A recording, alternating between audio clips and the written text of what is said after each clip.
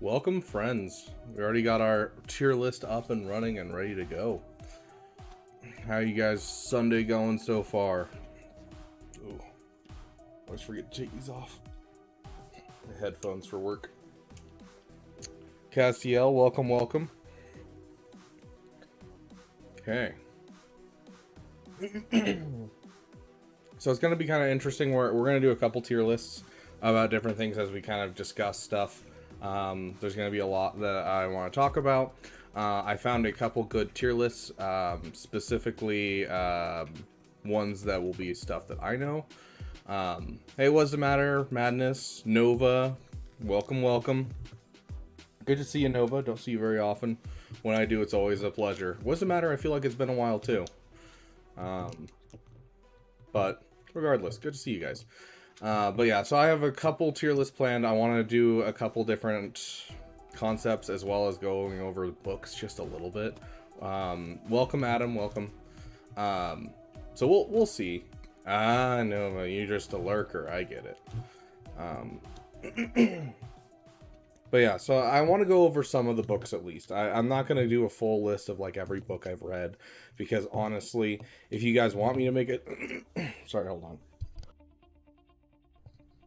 Throat's still messed up from having the Rona. Exothermic, welcome. Do we have a member in the chat that can give us a General Kenobi for Exothermic here?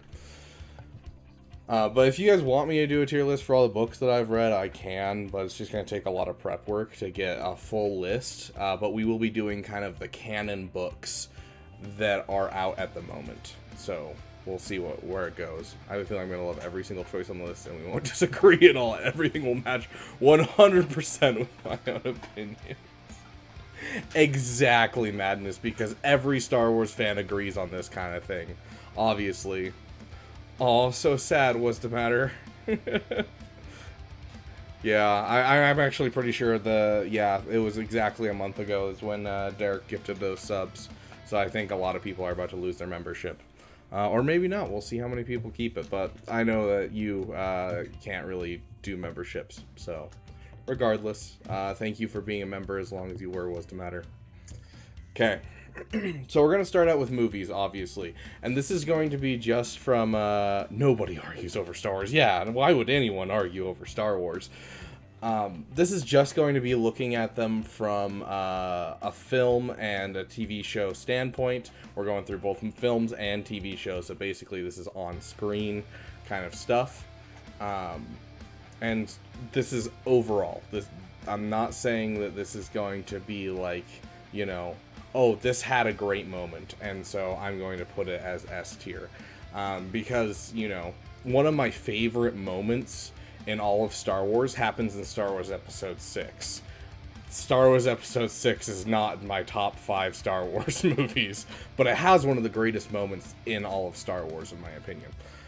So, if you find 2 Star Wars fans who agree more than 75%, I'll show you a disturbance in a force.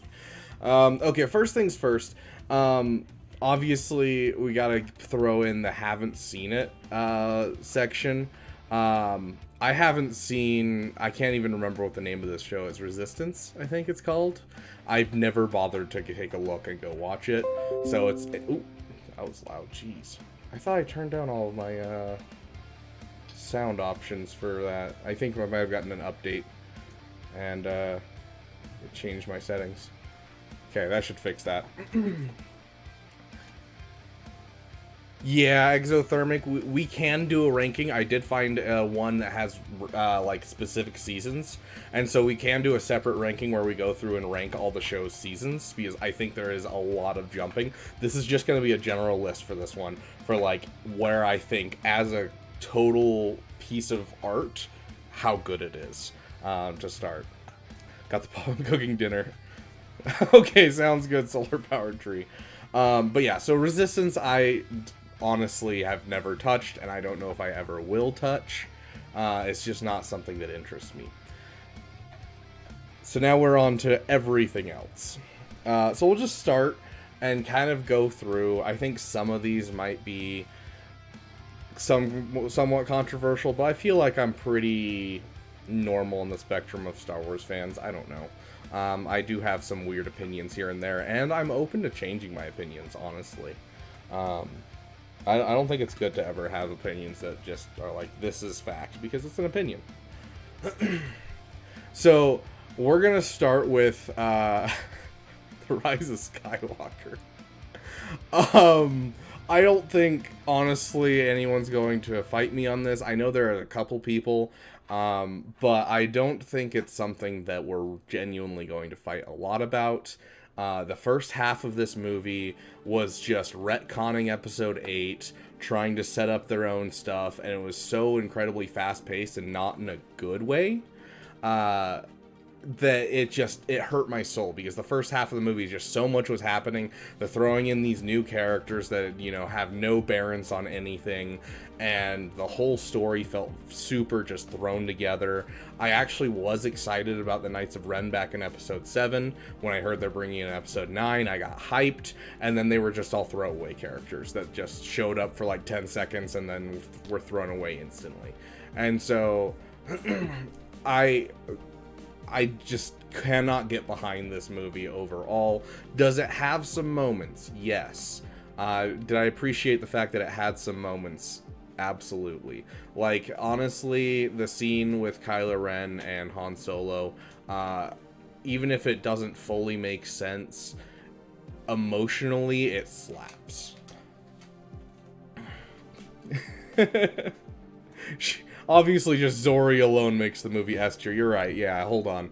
So, I'm changing my opinion. Rise of Skywalker is the best Star Wars movie I have ever seen, and no one can change my... No, I'm kidding.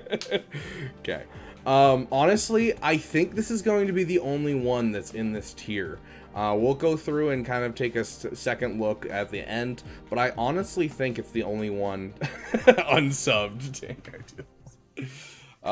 Yeah, she made the Resistance relevant to go, and honestly, if they had introduced Zori earlier and introduced this subplot and filled out Poe earlier in the trilogy, I think it could have been actually really good to see Zori. I think it would have been really cool to see that side of Poe, but honestly, they focused so much on Rey and her lack of a story that all of the side characters got super snubbed and didn't really have any screen time for their side stuff. And so I think that's one of the big struggles of the sequels in general, is that you get the story of Rey, you get the story of Kylo Ren, but then all of these other main characters are gone.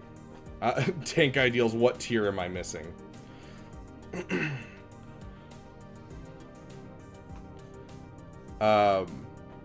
Bodhi tier.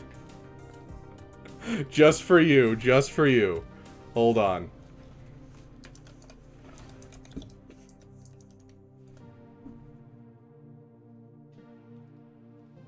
There we go. Is that better, Dank? Yeah, she can't save that film. Like, honestly, interesting character. Like, it was one of the characters that they showed up in the movie, and I was like, this is an interesting side plot. But it doesn't redeem the movie in general. Jay, I'm doing great. How are you? I'm having a good Sunday. I got off work, took a shower, and now I'm here with you guys. So, honestly, you guys brighten up my day. Happy to be here. Okay, I'm just gonna grab a random one from down here. Looks like it's gonna be Force Awakens for this one. Okay, Force Awakens. Interesting one. Honestly, I'm gonna put it in the good tier.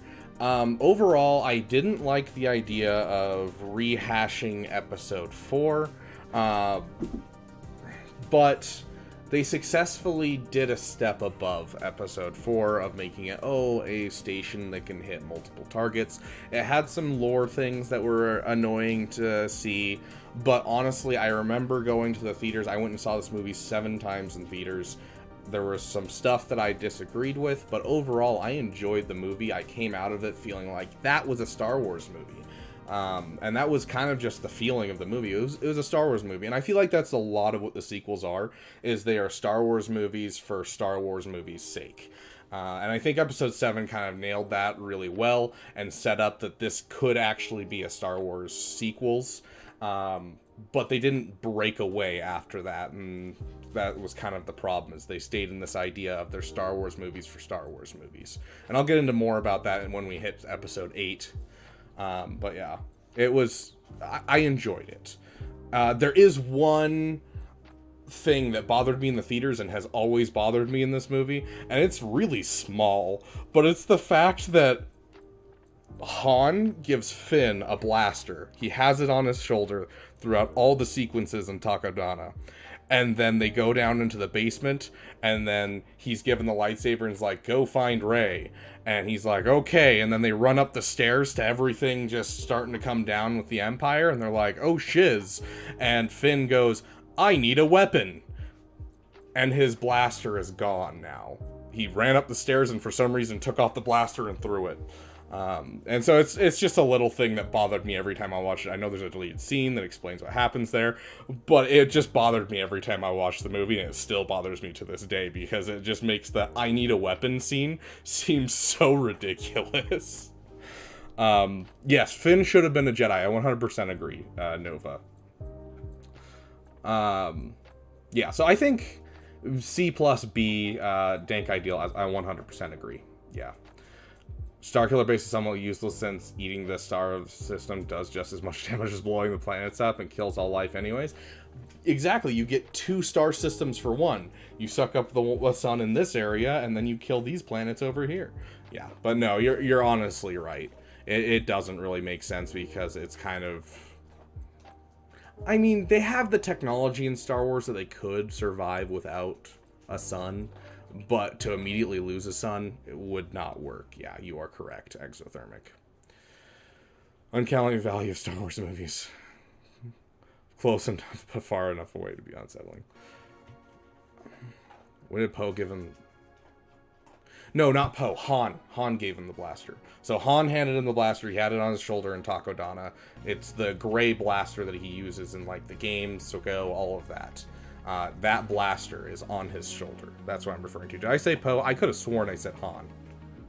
Also, Poe was supposed to die in that movie, and then they decided to bring him back, which is why it's so jolting, and why he doesn't really have an overall story in Episode 7. There's also, in Episode 7, this one scene where there's 2 people running when they get to the Resistance base, and they just run off into the forest, and that also drove me crazy watching it.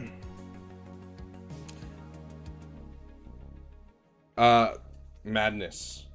Hold on. We'll find this. He hands it to him out of the locker while he's talking about, hey, big deal.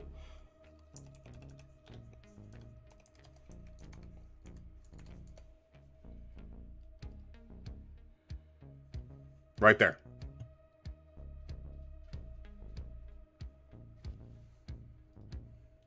I'm not crazy, Madness. I know what I'm talking about here. I don't have the madness. Yeah, I'm glad that Poe didn't die. He's honestly one of my favorite characters. And what's the actor's name? Oscar Isaac? I really enjoy Oscar Isaac as an actor. I really gotta get rid of those ums. I'm saying so much today because I'm just monologuing. Okay. So, queso means cheese in Spanish.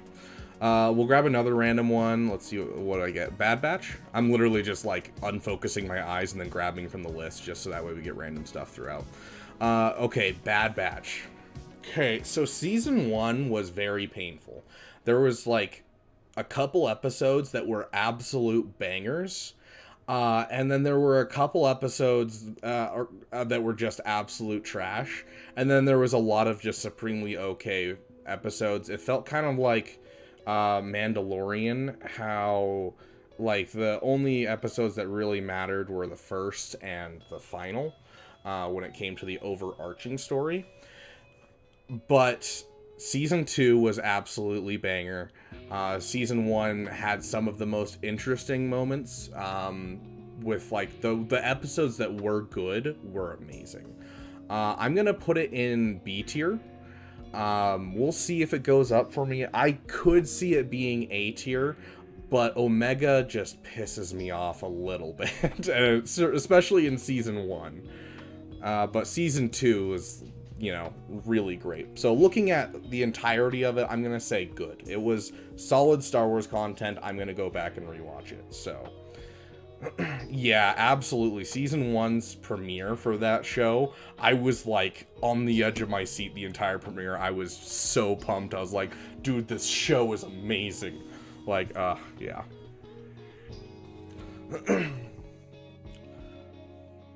Looked it up. Finn was supposed to have lost his blasters, he escaped the... Yep, exactly. It's a scene that, like, I'm pretty sure it's the same scene that Maz Kanata uses the Force, which was pulled out.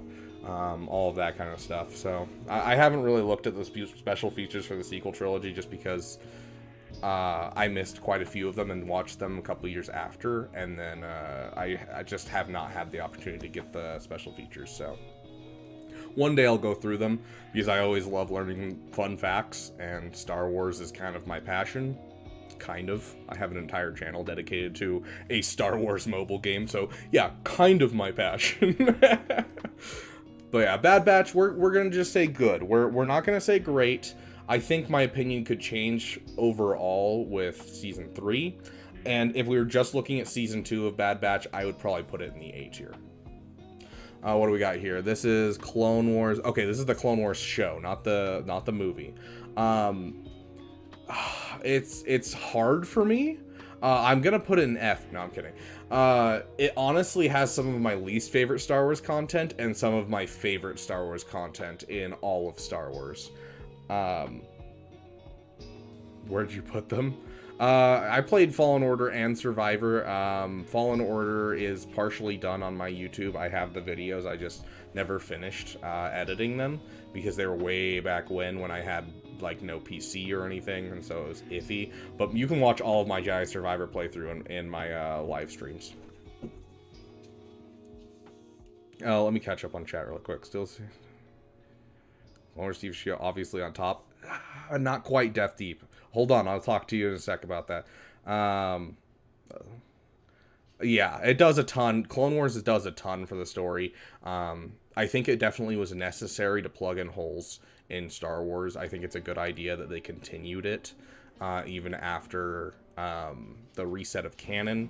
Unlike the 2D Clone Wars, they kept this one going, and I think it plugged in a lot of holes and did a lot for the overall story of Star Wars. 2003 miniseries is not in here, unfortunately. Yeah, exactly. It could go anywhere depending on the arc. I'm gonna say great. I think I agree with Madness here. Yeah, we'll do... So we're gonna go through here. I'm gonna go into the shows themselves after we kind of rank them overall. I want to go into the shows themselves, into the seasons. I found a tier list that just has the seasons, and we can talk about the seasons because the seasons honestly are what makes these... Like, there is some seasons of Clone Wars that are S tier, and then there's seasons of Clone Wars like Season 1 where I watched 2 episodes and I'm good. So I'm gonna say great, because I think that the overall goodness of the show definitely outweighs any badness from the show. It's definitely peak Star Wars content. I definitely think it belongs in A. We'll get to games madness. We do have a game tier list that we have as well. Yeah, honestly, put it near the top, always. Not a rank by arc, not by season. Dude, honestly, there are some seriously good arcs. I still, to this day, when I'm, like, wanting to watch something Star Wars, there'll be arcs that I go back and watch, like the Umbara arc. One of my favorites, actually, I don't see a lot of people talking about this one, because I don't know if not a lot of people just didn't like it. I really enjoyed the Bounty Hunter arc with Obi-Wan, where he goes undercover. It's literally one of my favorite things to watch in Star Wars. ADP exactly, absolutely. Yeah, so Clone Wars has some of the worst. We're actually going to grab the other show right now, just because it's the same way. If we can find it. Is it not in here? Am I crazy? Dang, they don't have it in here for some reason. I'm not seeing Rebels, guys. Apparently this tier list is not fully done. We'll just use Resistance as a... basically saying, hey, this is what we're going to use to represent Resistance. Or not Resistance, Rebels. Because I don't see Rebels in here among any of our stuff, which is weird. I don't know why they forgot to put Rebels in here. Maybe I'll see Rebels because I'm just blind. But I swear, I'm not seeing Rebels anywhere in here. So, Rebels, I'm going to put under good, because the first 2 seasons were really bad. I might even put it under okay, but the end of, like, the season 3 and season 4 has so many good parts to them that I feel like I have to put it in B tier. So we're going to put Rebels right there.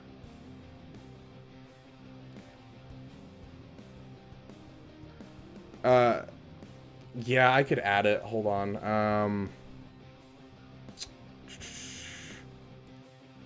I don't have an image for it, so let's go find a Rebels image. Rebels. Star Wars.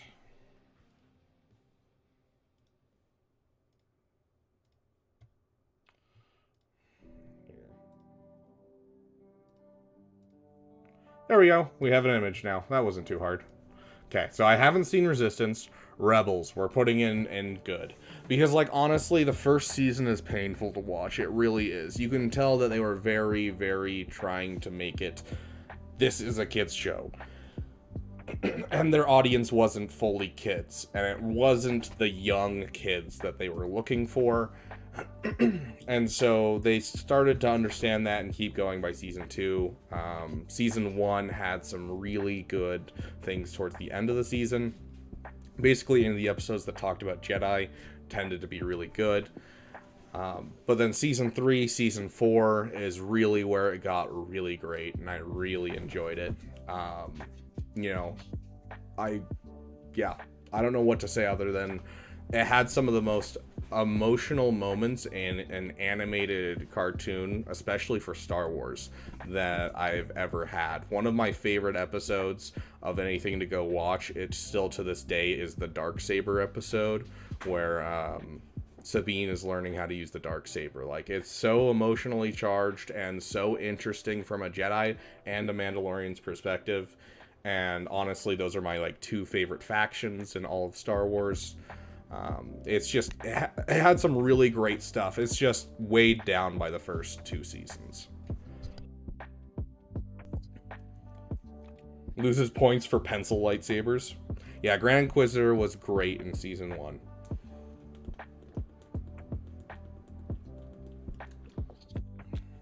Okay. Visions. I couldn't get through season 2. I'm gonna put it in the okay tab. I might even put it in the not good tab, honestly. I'm not saying it was bad. I'm really not. Solar Power Tree, I get it. We talked about it, but there's so much bad in the show in, like, the first couple of seasons and, like, a lot of the side arcs that I couldn't fully put it in the S tier. And so we put it in the great tier. We'll rate the seasons later on. Visions is not, I'm not saying that it's bad overall. I don't know how many of you are also Halo fans, but Halo did this same idea really, really well with something called Halo Legends, where they took animation studios and people who wanted to animate things, and they just made it a contest, and they said the top 7 we're going to make as into a little movie thing that people can purchase and watch, and it'll influence our canon. And making it a competition made it so they were trying to capture hardcore the feeling of Star Wars, or the feeling of Halo, the overall ideas of Halo. Adam Guard, thank you for becoming a member. You're awesome, dude. But they were trying to capture the feeling of Halo and then give it their own spin, and they did a great job on that because it was a competition. Visions was just, hey, here's a budget, I want you guys to make Star Wars, and so there was some that just understood Star Wars really well and made something beautiful, and other ones that were just missed the mark so hard. Like there's an episode of Visions in episode 1. If you don't want to watch any of Visions, still go watch this episode, The Ninth Jedi. There's probably a solid 4 or 5 episodes in season 1 that are absolutely banger, but The Ninth Jedi is my favorite by far. Feel like it captures the mystery, the beautiful nature of Star Wars very well. I'd take 10 seasons of it. And so I just feel like if it had more supervision and the idea of making it like a competition or something like that among studios, I think they would have had a lot more success with it. But I feel like a lot of the studios missed the mark and made something like, this is my style, and then it has a flavor of Star Wars instead of Star Wars with my style. I don't know if that makes sense.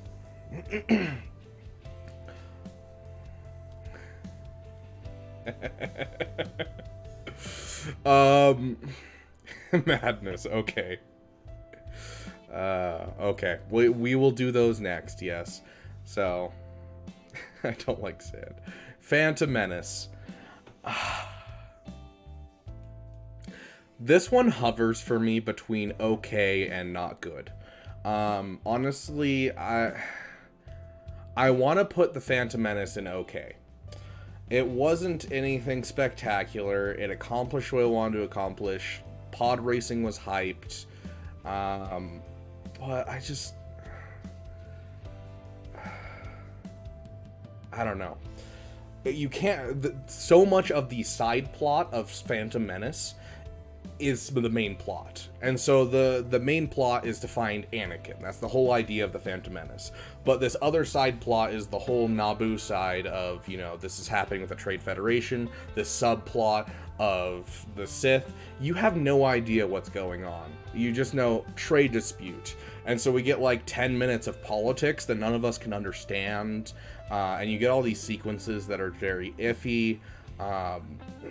You know, just overall, the music is phenomenal. It's one of my favorite soundtracks of all the movies, but the story is missing a lot of elements. And so I'm going to have to say just okay, if not good, but I feel like Duel of the Fates kind of pushes it a little bit farther than not good. Because Duel of the Fates, the music is on point, the battle is so cool, even if the swinging isn't quite as amazing. It's still good. I still enjoy it. So I'm gonna put it in the okay tier. I don't know what you guys think, but yeah, exactly, Madness. Don't forget Jar Jar's Phantom Menace. Jar Jar isn't a huge problem for me. I think that Jar Jar isn't a bad character for what he does. I don't think, you know, yeah, he's a bad character in the sense that I don't care about him one bit. But, like, you gotta have some amount of comedic value for kids to latch on to, and I can understand and accept that. This one, though, Star Wars Episode 2 is going to be our first in the not good category. And I hate to say this, because this was one that I rewatched recently. I was going through all the movies, I don't even remember when. It was a couple months back. And I watched episode 1, and I was like, yeah, okay, that was about how I remember it. And I went back and watched episode 2, and I'm like, dang, this is my second least favorite Star Wars movie, and I hate to say it. Because as a kid, this was one of the hyped movies. Like, I remember seeing this in theaters. I was so excited by it. It was so cool, but you look at the choreography, and it's all terrible. All of the special effects and all the clones look like they are, you know, definitely just animators in suits that have no idea how war works. And, like, the dialogue is atrocious. The scenes are awful. The saving grace is the music. It has really good music. Some of the best themes in Star Wars originate in Episode 2. Like, some of the most reused themes throughout all of Star Wars and different games and stuff happen in Episode 2. But the movie is just... see, Madness, I used to think the Battle of Geonosis was epic. I used to. But if you want to go and look back and go watch them, you'll watch these Jedi in the background. Like, whoever's in the main focus right then, great. Like, it's fine, you know? But you look in any part of the background, and it's definitely just animators in suits, or just random people that worked on the movie just playing Jedi. And so, like, you'll see one of them, like, fist fighting the air, or, like, kicking and missing a droid, and the droid flies back. Or, like, the clones have no idea how to use guns, and they're all just holding these blasters like this instead of like this. And, like, they fix it a lot in Episode 3. Even George Lucas acknowledged that it was bad, and he hired some ex-military to help out with Episode 3. movie, hence the difference. And so episode 2 I used to think was an amazing movie because of the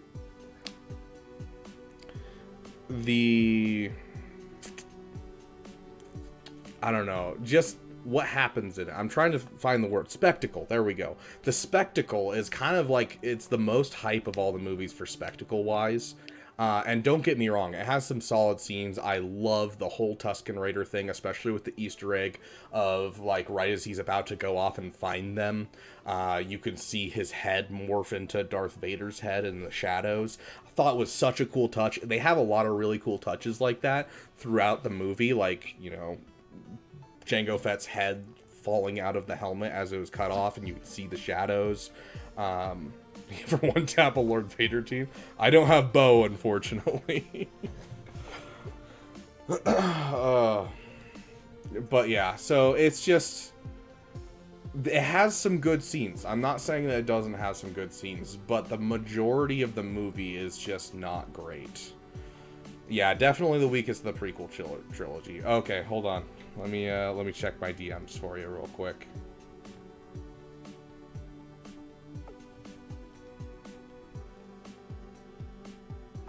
I'm not seeing anything in my DMs. Did you send it by a DM? I'm not seeing anything in my DMs or on my Discord.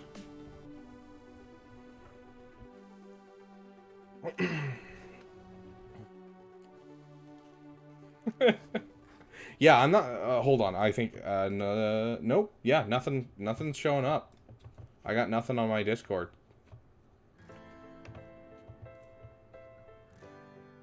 Sorry, dude. If it does come up, I'll get a notification at the bottom of my screen. I'll see. As soon as it loads, I'll take a look.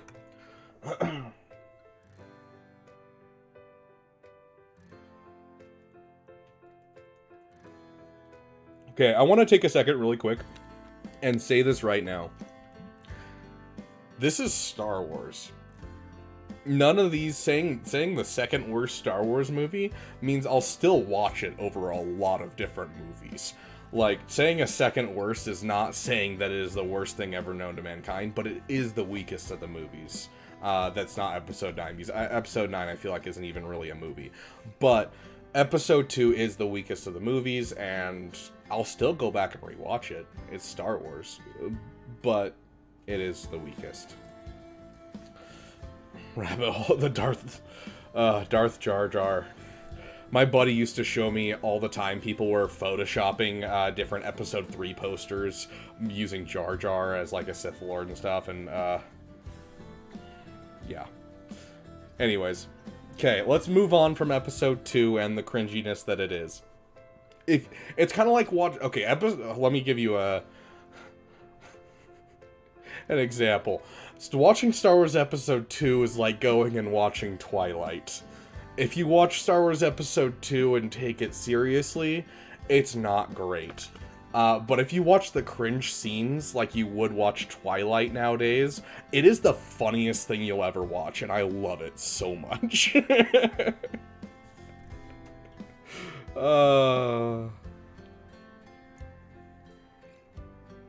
Oh yeah, they already announced that they're looking into fixing his like literally before Arnold even made that video, they were already talking about how they're looking into fixing the Datacron, because it's not as people intended.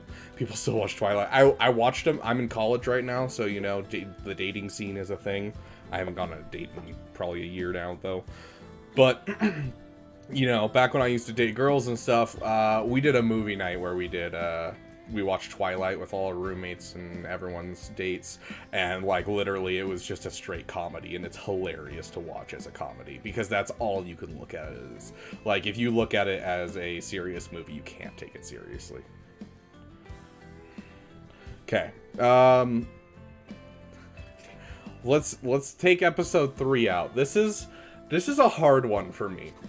Honestly, Episode 3 is one I watch most, like, it's in the top, 3 ones that I watch the most.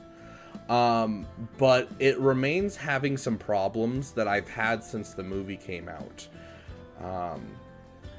For instance, it feels like Anakin goes from doing nothing evil to all of a sudden killing kids very quickly. It also, they, in the 2D 2003 Clone Wars, they hyped the crap out of General Grievous, and then he just died so easily. And so even as a kid, I was just like, oh, okay. And so I really want to put this in Bodhi tier here in our S tier. But I'm thinking it might be, I might put it in the great tier. I'm not sure. I feel like it has a lot of really, really good things. And I feel like it's somewhere between these two tiers, in my opinion. We'll put it in the S tier. Just because I feel like it's just a little too good to be great, but I feel like it could fit in either tiers. S or A, yeah. Yeah, honestly, IDK, you are correct. But yeah, so I think a lot of people will fight me on this. I want to put it S tier, I want to put it A tier, but it has some of the coolest moments in Star Wars. No other Star Wars has a better opening, in my opinion. The opening to Star Wars Episode 3, still to this day, is one of the most hyped things. I love the music and the visuals of the opening of that space battle. It's so incredibly cool. Yeah, so we'll put it in S tier just because, I don't know, the moments that pop really pop. Yeah, with the added context of Clone Wars, I feel like it goes a little bit farther, and we can definitely put it in S tier. Yeah. Okay, let's go with Mandalorian. This is a painful one. This is a painful one.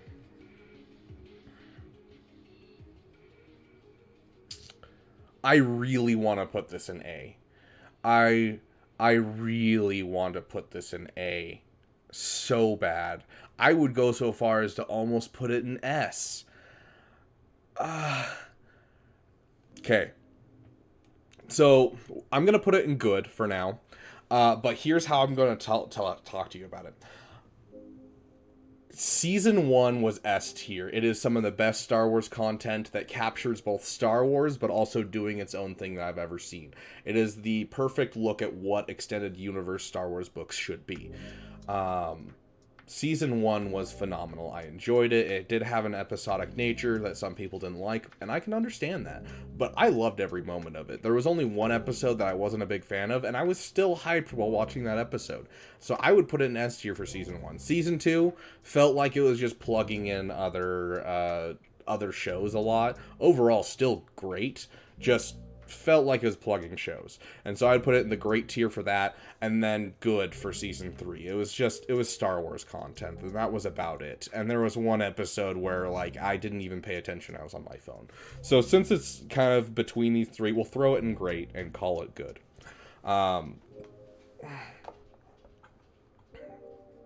3 is weird. 3, it's still solid Star Wars content for a couple of the episodes. I could see 3 being put in the okay tier, honestly. Dude, Luke's hallway scene was hype. It was very hype. Okay, let's get this one out of the way, too. I know this is going to be another really controversial one. Episode 8. We're going to put it in S tier. No, I'm kidding. My brother actually would put it in S tier. My brother is one of the biggest fans of this movie. He loves Rian Johnson. He honestly just loves this movie in general. The Jack Black episode was the one that I just could not pay attention to. Episode 8, I'm going to put it in the good tier. I know a lot of people would put it in okay or not good or Bantha Poodoo, honestly. But let me kind of go through my thoughts on this movie. You better move that down. Okay, so let me go through the merits of this movie. Once again, like Episode 7, it is a Star Wars movie to be a Star Wars movie. You can tell that because Rian Johnson understands exactly what we're expecting from these scenes, and he's doing the opposite every time. We're expecting Poe to do this glorious, thing, and it's going to be cool, and he's going to be celebrated for it. but then he's chewed out for it. You know, he knows what we're expecting at any given moment, and he knows how to subvert it. So it's still a Star Wars movie for Star Wars movies' sake, and I think that's one of the big things that the sequels struggled with in general, is just that they were Star Wars movies for Star Wars movies versus Mandalorian being a Western but a Star Wars movie. You know, that kind of thing. And or being a spy thriller about a Star Wars movie. And I think that's where a lot of other things fail as well when it comes to like things like Obi-Wan and Boba Fett, is it feels like it's an Obi-Wan show for Obi-Wan's sake. That kind of thing. Episode 8, I can understand where he was going with Luke, and I can understand the redemption of Luke. In fact, I remember watching the trailer for episode 8, and I was like, okay, maybe not the Luke that I could see, like the Luke from old canon, but this is 30 years in the future, and I could understand if, like, you know, if his entire life was upended and destroyed, and he just lost faith in, like, the power of good, I could understand seeing that, honestly. And so I honestly, I am upset with what they did with Luke. Don't get me wrong. But I could see where they were going, at least. If they had more between where episode 6 ends and where episode 7 starts, to build out Luke and have more between, I'd be more okay with where they got to. But it seems like after episode 6, he always kind of ended up this way. Doesn't seem like there's much, like, character growth that happens. It feels like kind of he was this character in episode 6, and then all of a sudden he's this different character. So if they had a character growth, I think they could have pulled it off really well. Say some heat, they'll probably bring Luke's death at the peak of what Jedi should be. Save this entire... Yeah, honestly, as much as I don't like the idea of what he did, like, dying from that, I do think that the redemption is really well done in that movie with that idea. Also, the little details are amazingly done in that movie. I love the idea of Crate, the planet that they're on, with, like, the red dust flying up. I think cinematically it was beautiful. The touch of putting Anakin's lightsaber in Luke's hands during that scene instead of his own lightsaber. Great little touch that Rian Johnson did to be like, he's trying to piss off Kylo Ren. You can see in that scene that he doesn't have footsteps, giving you hints as to what's actually happening. Like, start to finish, Rian Johnson thought out all of these things. But the one thing that's unforgivable for me, and honestly probably going to push it to okay for me, is the fact that we have a 45-minute side quest with Finn and Rose. And I'm fine with a 45-minute side quest with Finn and Rose. Did I enjoy it? Not overly much, but some people might, and I can get that. The problem is that you took a 45-minute side note, and then it didn't even culminate in anything. It didn't solve any of the problems. They're just right back to square one. So you just wasted 45 minutes of my time. And that was the thing that really broke me in the movie, where I just was like, oh, okay, so nothing's going to go right, and I just won't get anything out of this movie. The fact that you just wasted 45 minutes of my time is ridiculous. And so that's the whole thing. Yes, Crate is a ripoff of Hoth, but, I mean, there's always ripoffs of literally anything. But it was beautifully done. It had its own twist. It wasn't like Jakku, where it was just another desert planet. It wasn't just another snowy planet. It was interesting and new, even if it was a Hoth clone.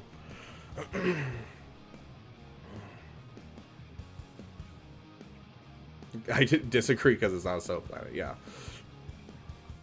More of Rose's hot sister, less of Rose.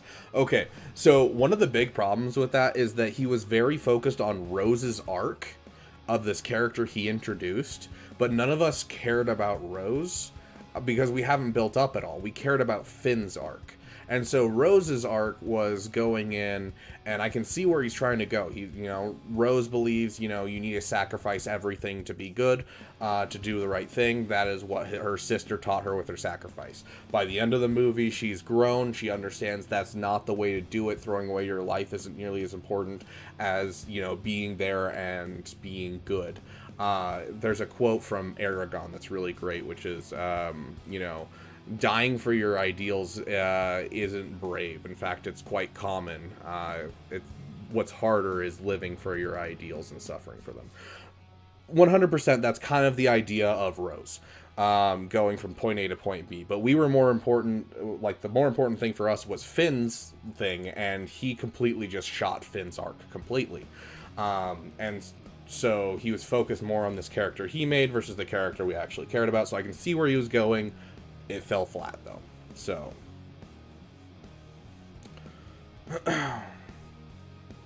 yeah, regressed Finn's arc where he had finally like started to understand, you know, sacrificing for others by the end of episode 7, and then they pushed him back to all I care about is Rey. I think it was a little too much, honestly, but I can understand the regression because it's not technically a regression if you look at it that way. You look at it as he cares about Rey specifically. He hasn't really figured out the greater good side, and so I can see where he was going. I'm not going to say I love it though. So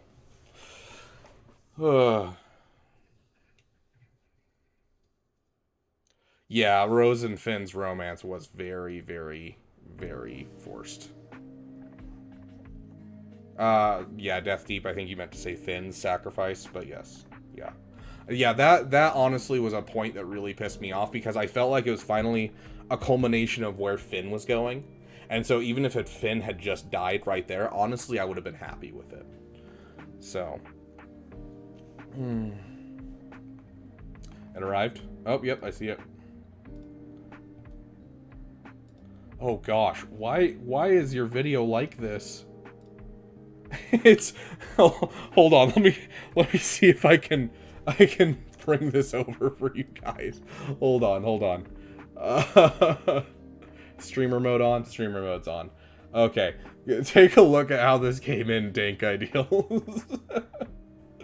Is it this one? No, not that one. Oh, I gotta turn streamer mode off, otherwise it won't show up. Okay. So this is how it showed up, dude. So everyone turn your head sideways.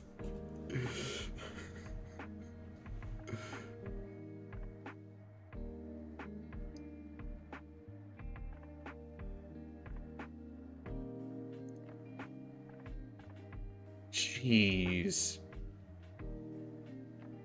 I love breaking my neck to watch videos.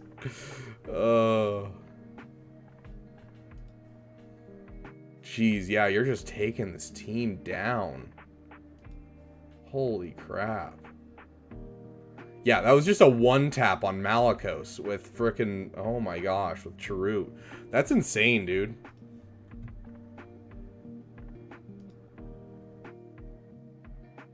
That's so dumb.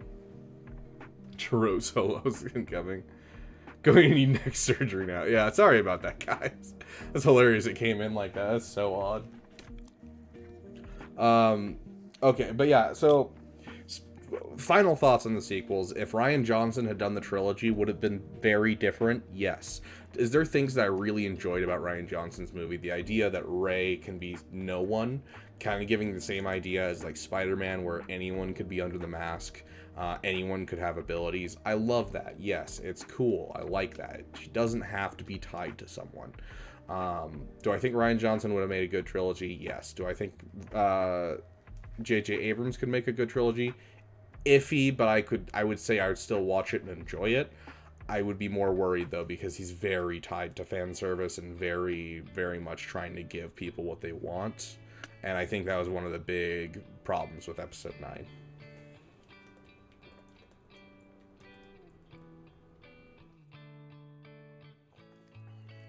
Yes, absolutely.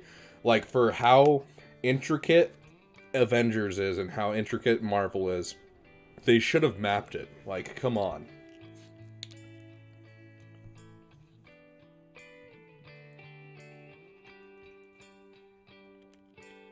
Okay, those are my final thoughts on sequels. Fight me if you want. I feel like that's pretty fair, putting episode 7, 8, and 9 there. Unfinished peanut butter sandwiches in his fridge. Nice. One blind man with a stick. Okay. So, Andor. I think this one's going to be one that people might fight me over, but Andor is S tier for me.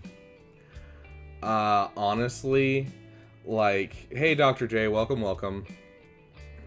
Yeah, we'll do games next. Yeah, Dr. J, we'll be doing games next. Andor, I know a lot of people weren't huge fans of this show.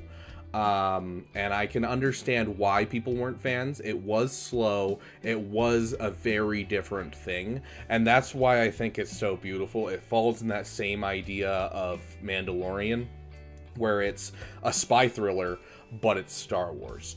And so I think it was done amazingly. The slow burn was so hype. You hit the 3rd episode and you're like, I need the 4th right now.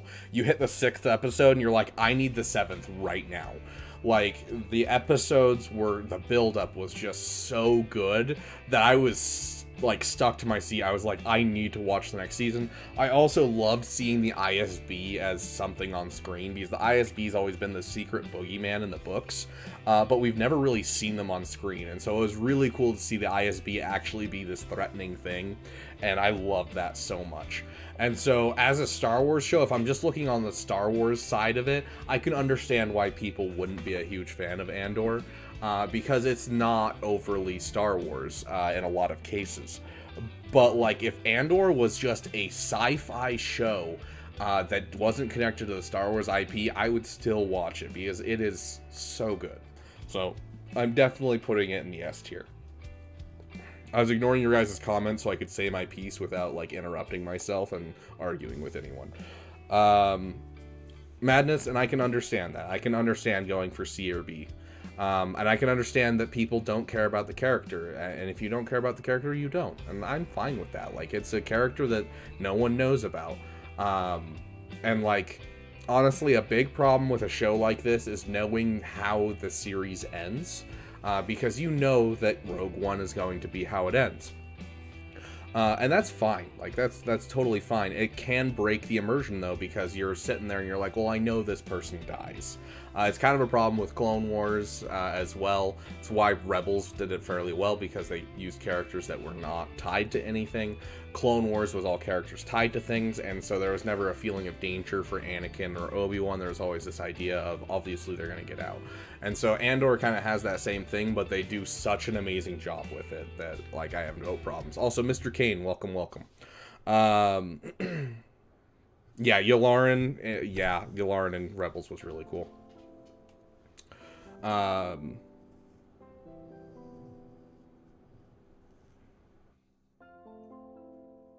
Yeah, the different side. So, okay, we're gonna do it right now. Where is it? Dude, this list is super weird because it has, like, almost everything. It's one of the most complete lists, except it's just missing some random stuff.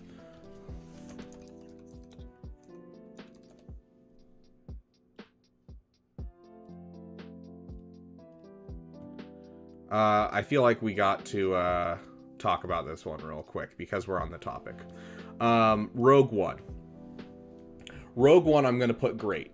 But I wanted to talk about this because we're talking about the same kind of thing. Rogue One was a war movie, but a Star Wars movie, and I absolutely love that. It was really, really interesting, and it was a very different viewpoint of Star Wars, and to me, Rogue One screamed, this is how the extended universe books read. It was a very different take on Star Wars. It was its own thing, its own kind of self-contained thing with its self-contained characters, and it tells a grittier side of Star Wars. And I feel like Extended Universe has always kind of done that. And so I feel like Andor and Rogue One both fit into that. I think Mandalorian did the same in the first season, where it was, you know, telling its own story. It was a little bit grittier than the Star Wars that we know and love. And, like, I think they all done phenomenally, and especially considering how bad the production of Rogue One was. Like, they had to refilm it. Everything was a nightmare. There's a whole bunch of NDAs, non-disclosure agreements, on the film, so people actually can't talk about it and the making of it because there were so many things that went wrong and so much bad stuff that happened. And so there's a lot of mystery around the movie. And it's amazing that it came out how it did. Yeah, they remembered Solo, but not Rogue One for some reason.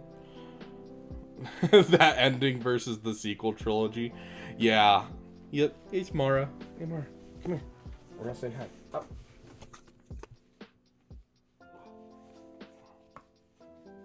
With your arm. Or just give me a hug. Okay. You wanna say hi to everyone? This is Mara. For those of you who haven't met her yet, this is Mara Jade. Hi, Mara. But yeah, so like, I don't know, Rogue One, really great, and I think it was an excellent push in the right direction for Star Wars movies, where it wasn't a Star Wars movie for Star Wars movie's sake.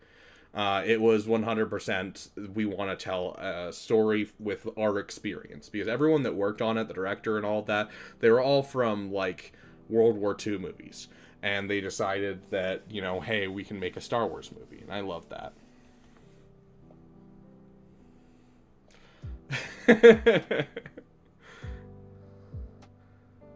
Yeah, like honestly, Rogue One might be S tier, but I've only watched it 3 times and I need to rewatch it. And his cape was flowing. I mean, okay, but to be fair, also, technically, now this is me being technical and not at all endorsing what Disney says. But the reason that Leia survived is because there's an air bubble around your ship of atmosphere, and so technically there was atmosphere during that scene. So when it detached, it would have vented atmosphere for a second with the depressurization of the 2 atmospheres, and that would be why the cape is flowing. So technically there is a reason for it. Do I like it? No. Okay, Mar. I need you down. Down. Down. Ate. Good girl. Okay. Yeah, that is why Leia didn't die in Episode 8. That was also one of the unforgivable sequences of Episode 8.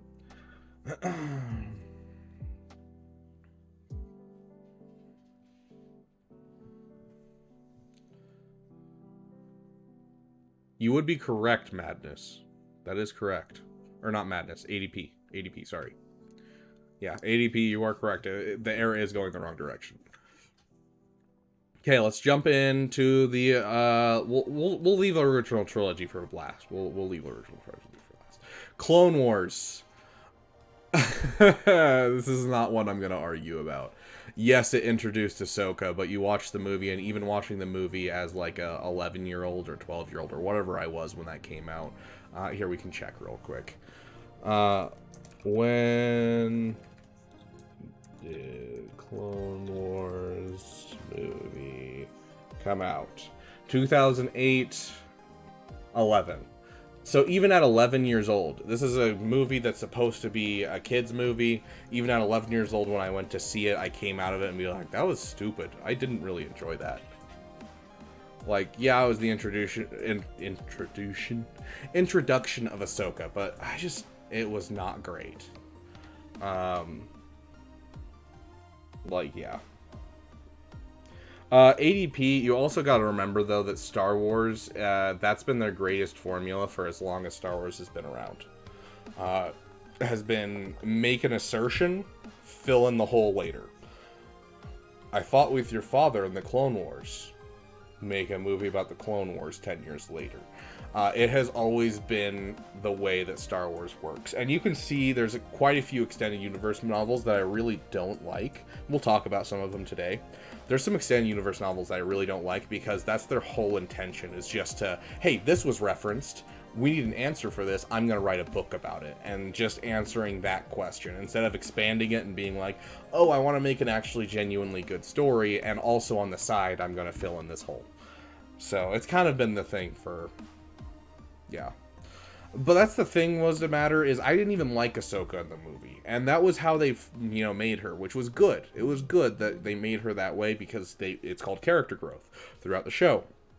But I hated her as a character in that Clone Wars movie. Like, I was not happy at all with that Clone Wars movie coming out of it. But, like, you weren't supposed to be happy with Ahsoka, so... There's quite a few new books that are really good. We'll talk about them, but yeah, there are quite a few that are just really bad. Okay.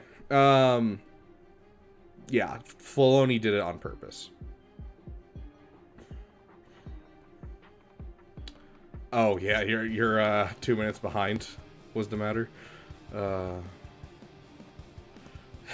Hey, Death Deep. That right there will solo you some solid teams. Not a bad 3 relic characters to have, Death Deep. Okay. This one fluctuates up and down. No, it doesn't. I want to say it fluctuates up and down for me. It fluctuates down for me. It's between not good and okay. The filming of this was atrocious. Like, you know, you have scenes where Obi-Wan uses his lightsaber like a baseball bat. There's a hype sequence at the end of the movie, but I still felt like it broke canon in episode 4 and made a lot of the, like, emotions of episode 4 seem less important. They did the whole stabbing someone and then bringing them back to life thing. For some reason, they're not searching out Obi-Wan constantly after or before this if they knew he was alive.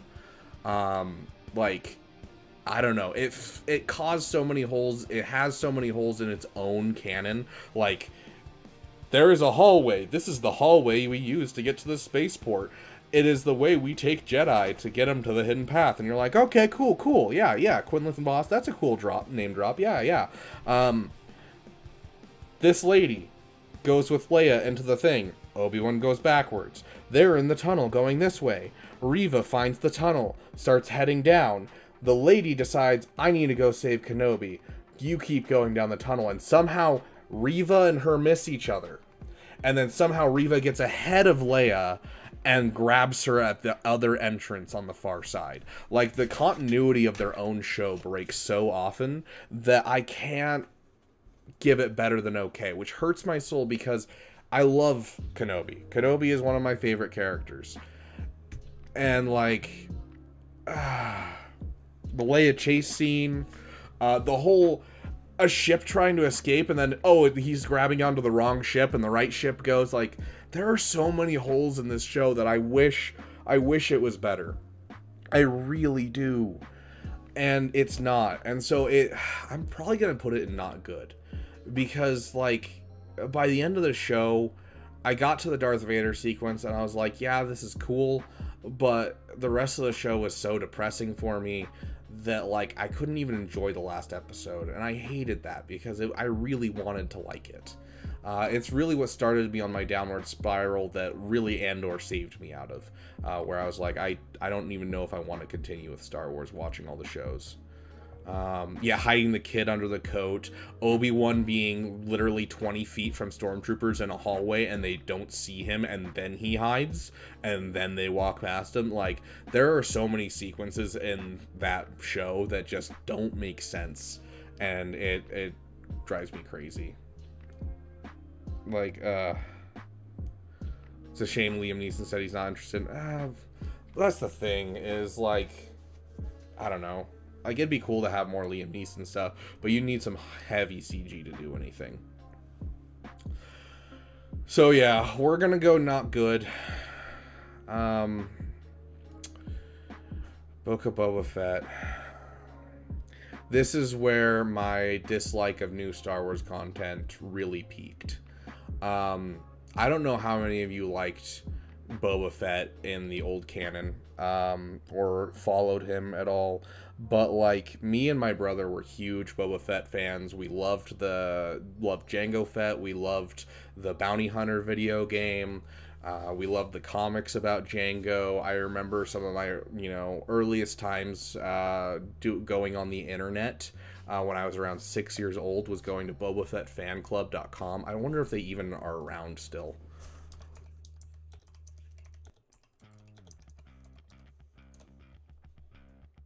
Would you look at that? It looks like someone still has the IP. Yeah, some of my earliest memories was going to this website. It had, like, ways to make his costumes, different ways that cosplayers were making costumes. It had like what all the symbols on his armor meant, theories about him, all kinds of stuff. We would print out pages and pages from this website. And like we loved Boba Fett. And honestly, in Mando season 2, he was a pretty hype character. Like he came back and I was like, heck yeah. And the stuff that he did was really cool, and I was like, I am so down for this. And then the show came out, and the first two episodes I was like, okay, I'm willing to see where this is going. I'm not overly invested, like I wasn't overly like into it, and I hated the fact that he kept pulling off his helmet. When in the old canon, like he wouldn't talk. Like if he would talk more than a couple sentences, his throat would start to hurt. And so like I was like, okay, this seems like a very, very different character, especially after the documentary you guys put out about him right before this show came out. But I'm willing to see where this is going. The Tusken Raider arc seems interesting. And then it just swan dived, and then there was 2 episodes where you got 60 seconds of screen time between 2 episodes. And I'm like, even the makers of this show realized that the show is so bad that they needed to bring in Mandalorian to make it okay. And so it's gonna go with episode 9. It broke a character that I absolutely love. The show was uninteresting. They name dropped Cad Bane just to try and save it, and they had to bring in the Mandalorian to make it interesting to any degree. Start to finish, a show that I had such high hopes for just crashing and burning into the ground. I really wish it was better. Kersantin was an interesting character, and him getting a Rancor was cool, but yeah, it's F tier for me. I really hate the fact that it is, but he, like, this BA guy, one of my favorite characters, and he just gets the crap beaten out of him every single episode. He's taking off his helmet in dangerous scenarios every single episode. The Tusken Raider arc just ends with death and him not doing anything about it. Like, the Pikes have to come up on his doorstep for him to finally be like, oh, I guess I'll face him now. Like, and, okay, what's the matter? The Cad Bane thing I actually appreciated. It was one of the few things that I appreciated about the show. In the original Clone Wars, it was a deleted episode. It never really made it to production. They had the beginning animation for it. But originally, Cad Bane and Boba Fett were supposed to have a duel. That's where the dent on his helmet was supposed to be where it came from. And he was supposed to kill Cad Bane in the Clone Wars. And so it was a really cool little, like, finishing touch for Cad Bane to show up and them to finally have their duel. But the duel wasn't even that great. And it hurt my soul. So yeah, yeah.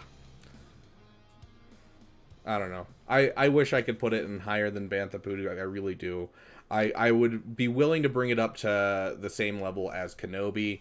But because it just shattered my entire expectations of Star Wars and got me to the point where I considered not watching Andor, and I didn't watch Andor for the first 2 episodes. Because of Book of Boba Fett. Like, I've never had a moment where I'm like, I'm not going to watch the next Star Wars thing. Like, I've never had that. It's always been like, oh yeah, I'll read this book. The fact that I had that moment just broke my heart.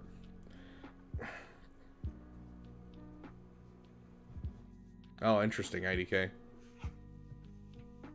Anticlimactic way. Fair. Especially after just introducing it. Like, if you had introduced him at the beginning of the show and made him as, like, the main antagonist, because that was a big problem with the show, is there wasn't an antagonist the entire time.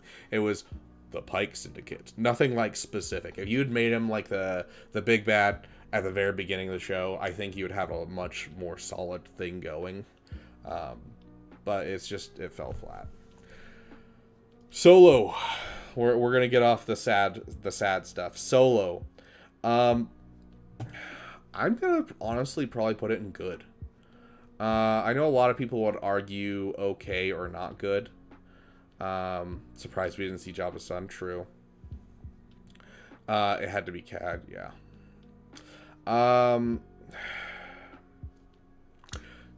Okay. So I didn't watch this movie in theaters. I did not have the opportunity to watch this in theaters. I watched it a year after it came out.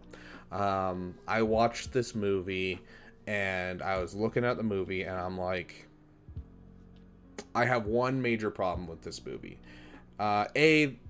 I feel like Han Solo didn't act like himself for a lot of the movie, and B, everything that we know about Han Solo in episode 4, 5, and 6 all happened in a week. He met Chewbacca and became best friends with Chewbacca. He got his name.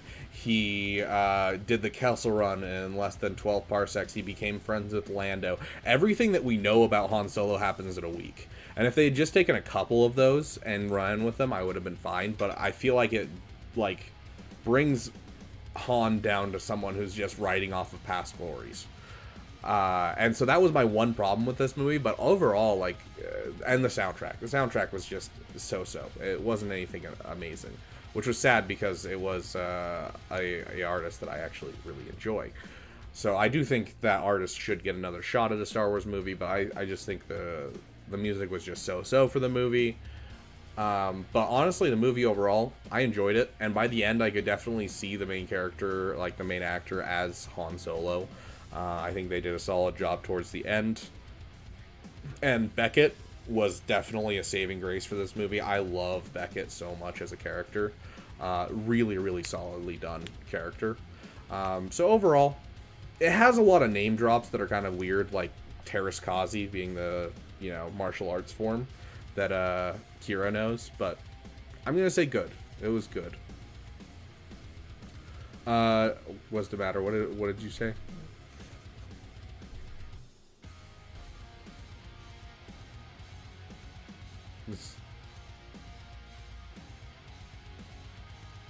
You hated that Lando wasn't that cool in the story? I don't know, like, Lando's never really been cool. He's always been, he thinks he's more than he is. That's kind of his entire shtick in all of canon, is that he's just going from one failing project to another failing project, because he's always more suave than he has reason to be. And so I feel like Lando was probably the best thing about that movie. Hi, Mara. Han, not the best casting. I think Lando was a solid casting. I think that it actually worked. Can't be paid to unlock young Han. I unlocked young Han really early, not because I wanted to, but because I needed another character for, what was that event? The Scoundrel one that gives you, like, mod stuff.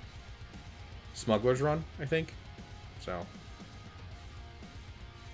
the big reason people have such a bad view of Solo is because when Solo came out, they were planning on having it come out in December, and instead they moved it up to May for a Star Wars Celebration kind of thing. And Episode 8 came out 4 months before Solo came out. And so everyone was pissed over Episode 8, and so they boycotted Solo.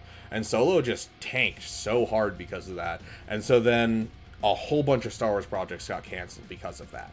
And so, honestly, it's kind of the fans' fault a lot of the projects got canceled, because they were just super butthurt over Episode 8. Because Solo, honestly, I think should have had a lot more people go see it when it came out.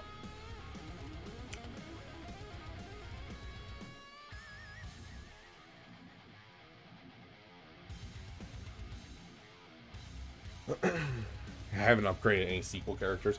I honestly wouldn't have gone for SLKR unless it would have been for, Arnold's free-to-play guide. And I was planning on doing Rey as my very last, putting Lord Vader even above Rey, because I just don't care. But then Lightspeed bundles came out, and here we are. Now I have Rey. Okay, let's go on to our next one, Tales of the Jedi. I have problems with this one. A lot of people would put this very, very high. I'm not going to put very, very low, but I'm going to put it in good.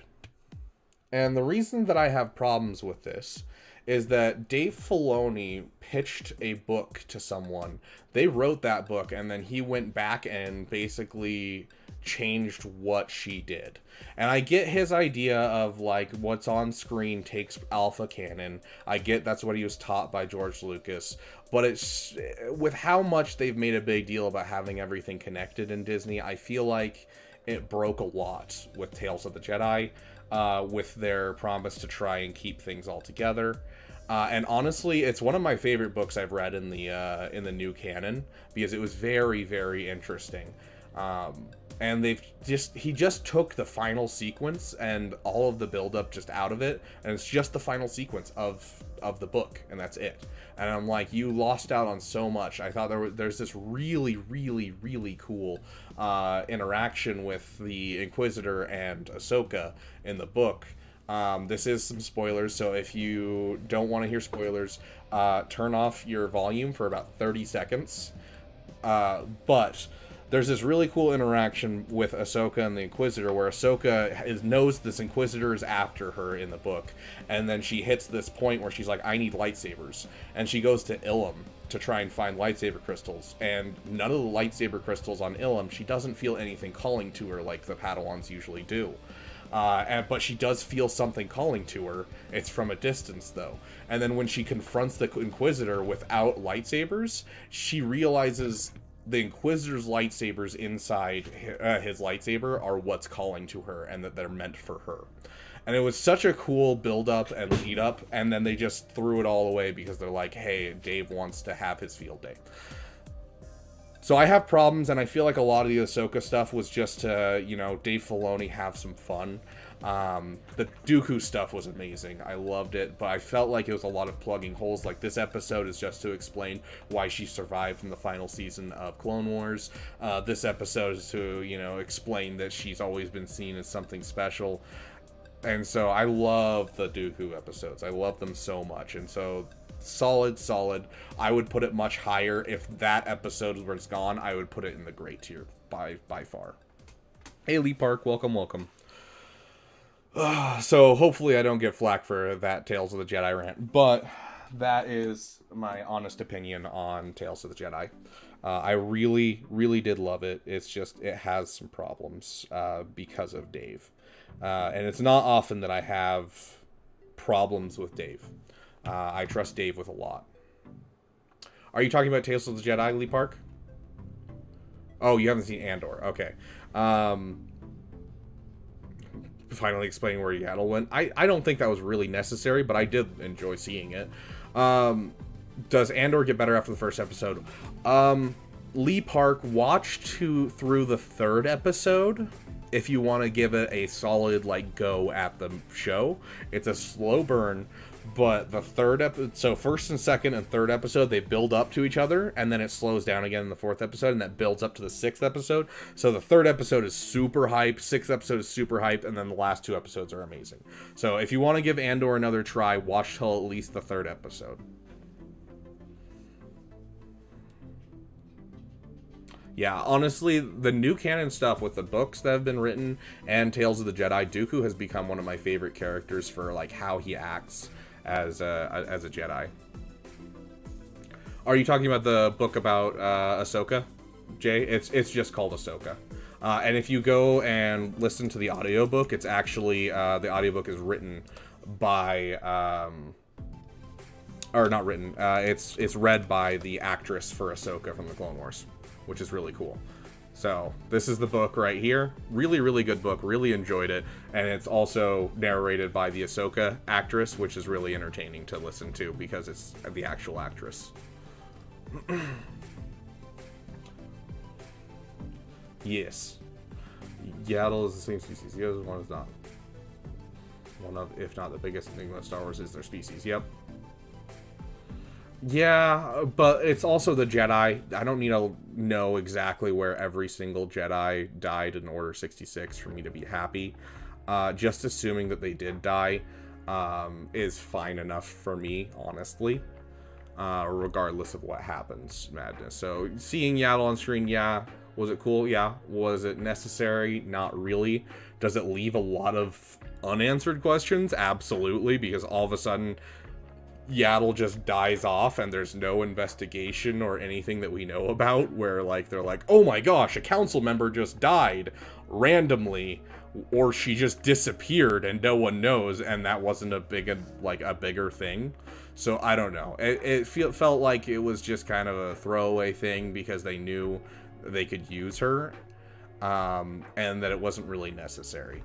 So up to you. I mean, but for me, it was just like, okay, it was a kind of cool touch. Nothing crazy, though.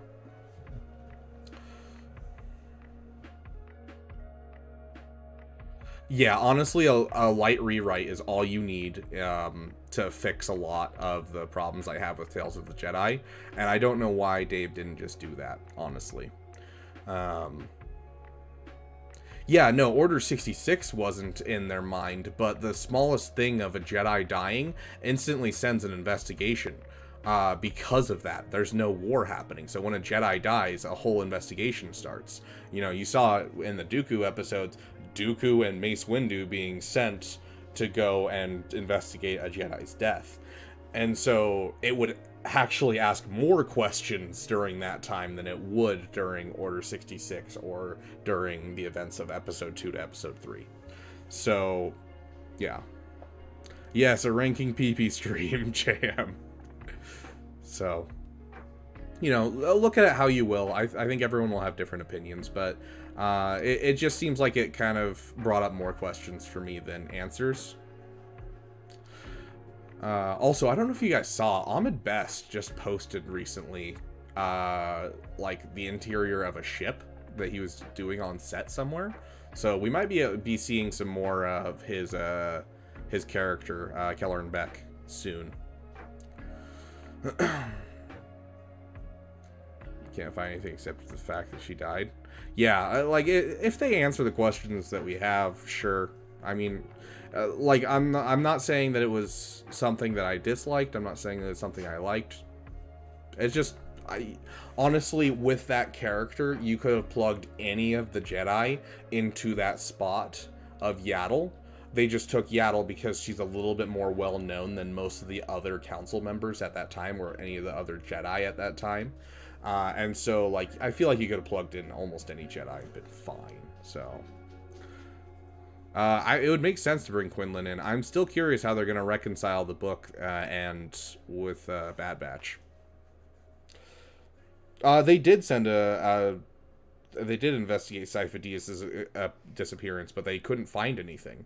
And so then when they found out, you know, someone found where Sifo Dyas was, then they, you know, went and investigated more. And so they did have a previous investigation. It just ended when they couldn't find anything. So, Ahsoka. I don't know on this one. I feel like it fits in good as well. Ahsoka's a hard sell for me. First couple episodes were incredibly slow. A lot of the show felt like Rebels season 4, or what is it, season 5.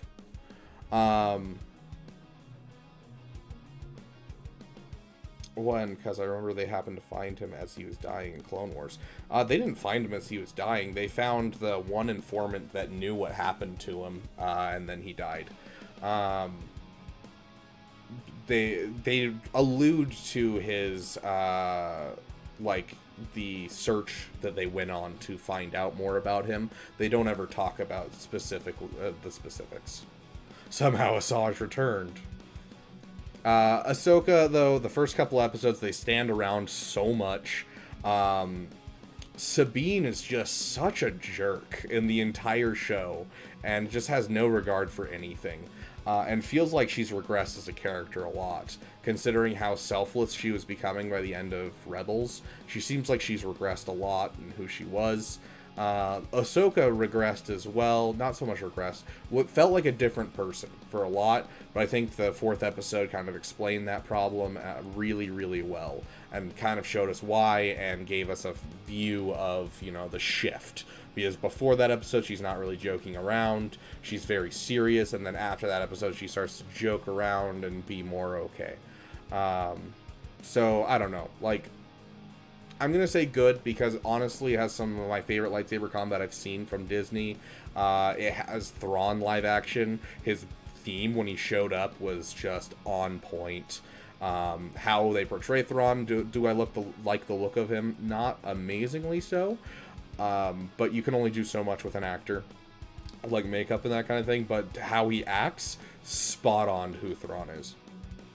So I loved seeing Thrawn come to life. It was a moment that I've been wanting for 15 years. I'm saying 15 years. I'm trying to think how old I would have been 15 years ago. Yeah, 15 years would be actually about how long I've been wanting it. So it was really cool to see.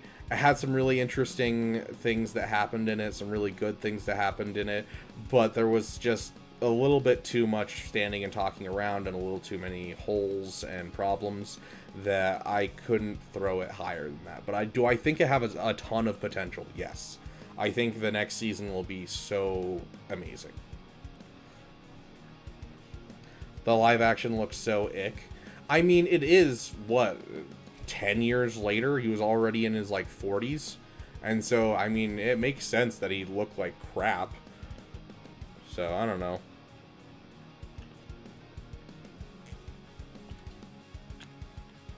Honestly, yeah, IDK, I agree.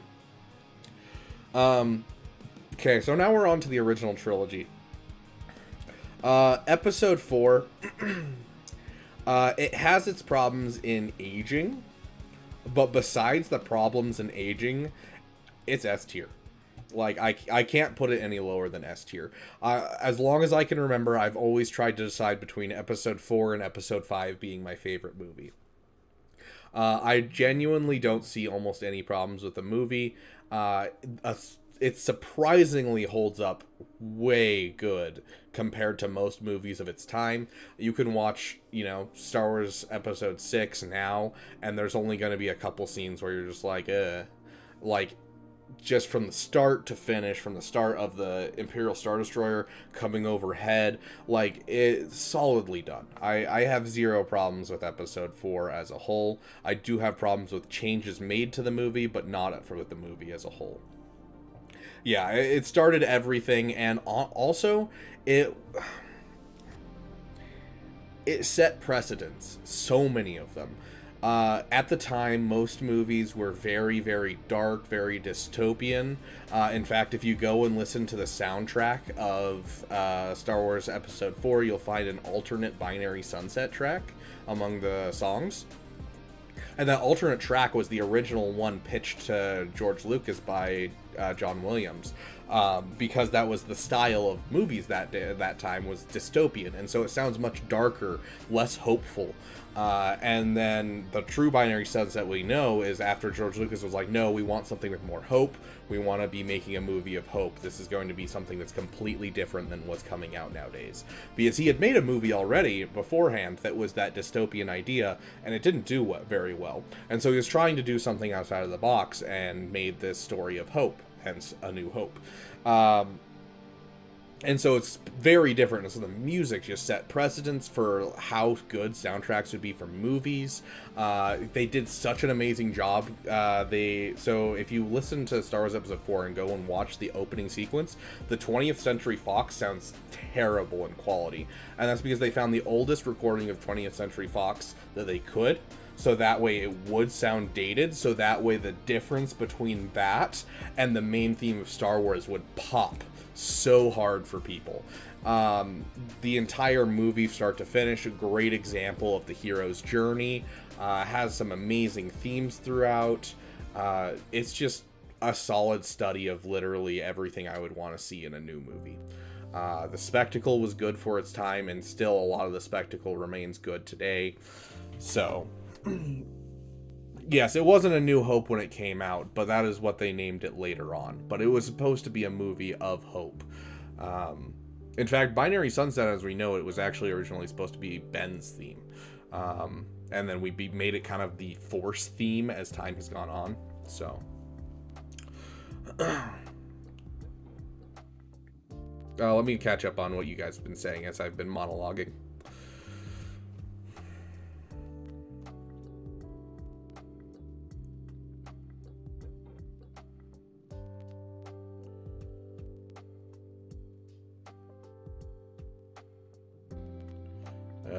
The time is mind-blowing. Not really fair to judge it in hindsight. Even looking at it today, it's still crazy the things that they did, and it still blows my mind going and watching the movie. Like how much practical effects they used and everything. It's just unheard of.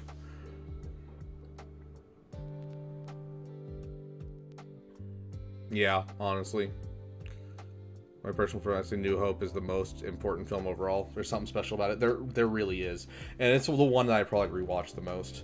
But yeah, the ranking. Yeah. Okay. Let me do this. I'm gonna do that. People might be angry at me. That would be my ranking for the top. Episode 5 is my favorite Star Wars thing. Episode 4 is my second favorite, then Andor and Episode 3. So Episode 4 is something special, and I love it. I go back and rewatch it all the time, and for the longest time, I'd always debate between Episode 4 and Episode 5. And Episode 5 is what Episode 4 would look like if it was a movie of that time in the 70s. You know, if they were to make Episode 4 how most things were, dystopian and that kind of thing, and that's what Episode 5 is. And so Episode 5 is finding hope in opposition, because the entire theme is The Empire Strikes Back. You hear Darth Vader's theme in basically every song through the entire movie. It is the dark side of Star Wars. It's supposed to be the dark movie. And just from start to finish, not only is it an amazing movie, I do have one problem with the movie overall, but start to finish, it's an amazing movie. The music is simply fantastic. It's the first time we hear Darth Vader's theme. I was humming Darth Vader's theme before I could talk. The story is super, super good. You know, special effects are on point throughout the whole movie. It introduces Boba Fett. It introduces bounty hunters in general, which bounty hunters is one of my favorite things about Star Wars. It's just, and then on top of that, growing up and being an adult and going back and rewatching it, the mysticism of the Force, the representations of the Force vision he has, and just the overall advice that Yoda gives is so applicable and so interesting and such a different way of looking at life that I love it overall. And so Episode 5 is one that I absolutely just, it has a special place in my heart. And I feel like it can do no wrong, but there is one thing that it does wrong. There is a certain scene where everything else I absolutely love, but then during the fight with Vader, when he's throwing stuff off of the wall, just the getting hit by things, it's just so wonky, weird, and awful. Like, it really is. That's probably the problem I have most with Episode 5.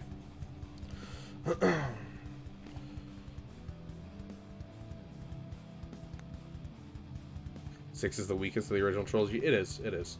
Also, Episode 5 is where they finally start making the bad guy make sense.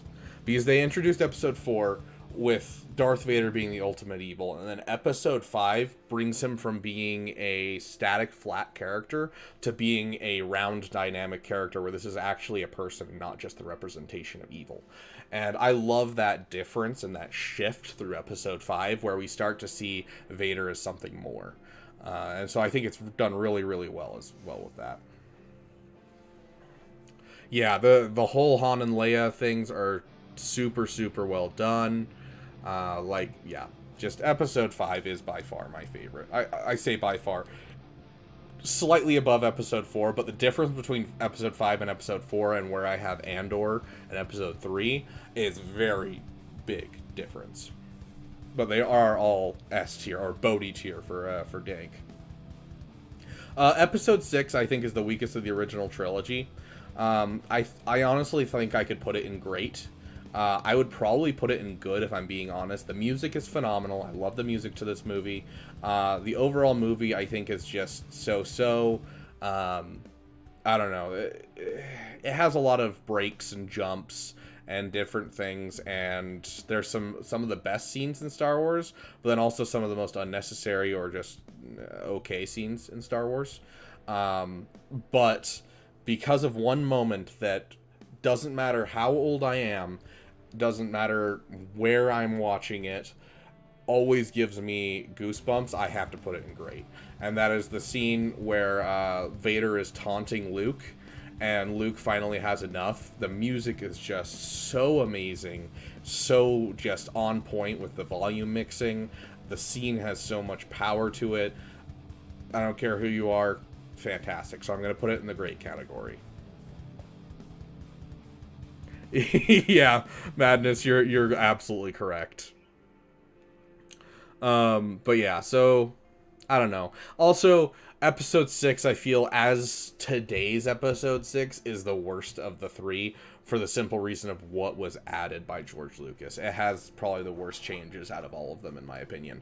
Like, I absolutely abhor with all of my heart Vader saying no. I hate that so much. I couldn't tell you why, but I feel like it cheapens the character of Darth Vader so much. Ewoks blinking, who cares? But a special musical number for another 2 minutes at the beginning, I genuinely don't care. Like, there's been some stuff that has been added by George Lucas in that movie that just made it so dumb. So, also, I am kind of bummed that Jabba's original theme was completely pulled from the movie. But hey, that's not really something that's crazy. A New Hope is the top tier. Episode 5 I have a slightly higher in my opinion, but yes. The despecialized edition? No, but I have them all on VHS at home. It's among my my boxes in my mom's basement. But yeah. Also, weird side tangent, but can we please stop changing the sound that Ben has for his Crate Dragon screech? Like, it's changed like 6 times. It's annoying every single time it changes because they all sound like garbage. Oh, I love that ADP. I wonder if I can find that. I would definitely buy that. In my opinion, Attack of the Clones is far better than Last Jedi. I can see your point, especially being someone who grew up with Star Wars Episode 2. But I can also see that, you know, Episode 8 is just, it's not what we wanted, but it's still a fantastically shot movie, a fantastically done movie, and, like, I can see the merits of the movie. So, I would have to disagree with you overall, but I can see where you're coming from, Bulgarian, 100%. Okay, we're gonna take a break for a hot second while I find this. Do I have a... I don't. Hold on, let me... Copy... and paste. There I am. Hi. So we're just gonna give you this screen for a hot second while we pull up the video game one. It's just there's tons of ads on this website. And so I don't want, you know, all of the stuff everywhere, so we're going to see if I can find the one that I was doing, or that I had found the other day.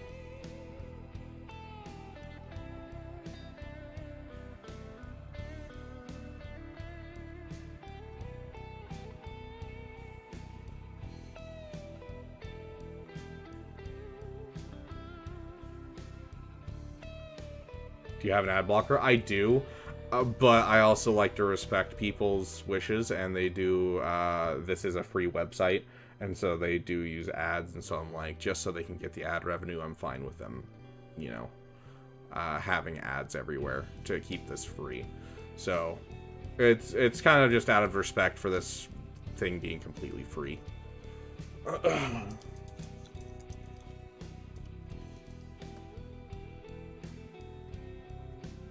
Where is this one?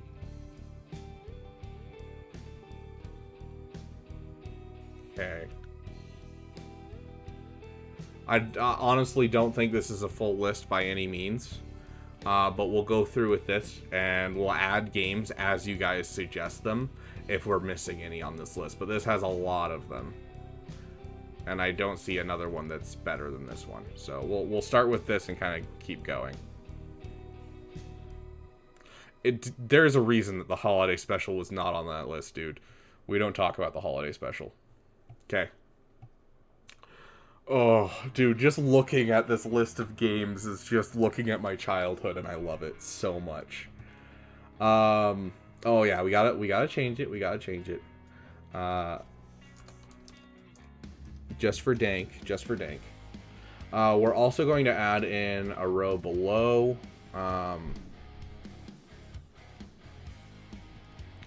Okay, so we have a row below.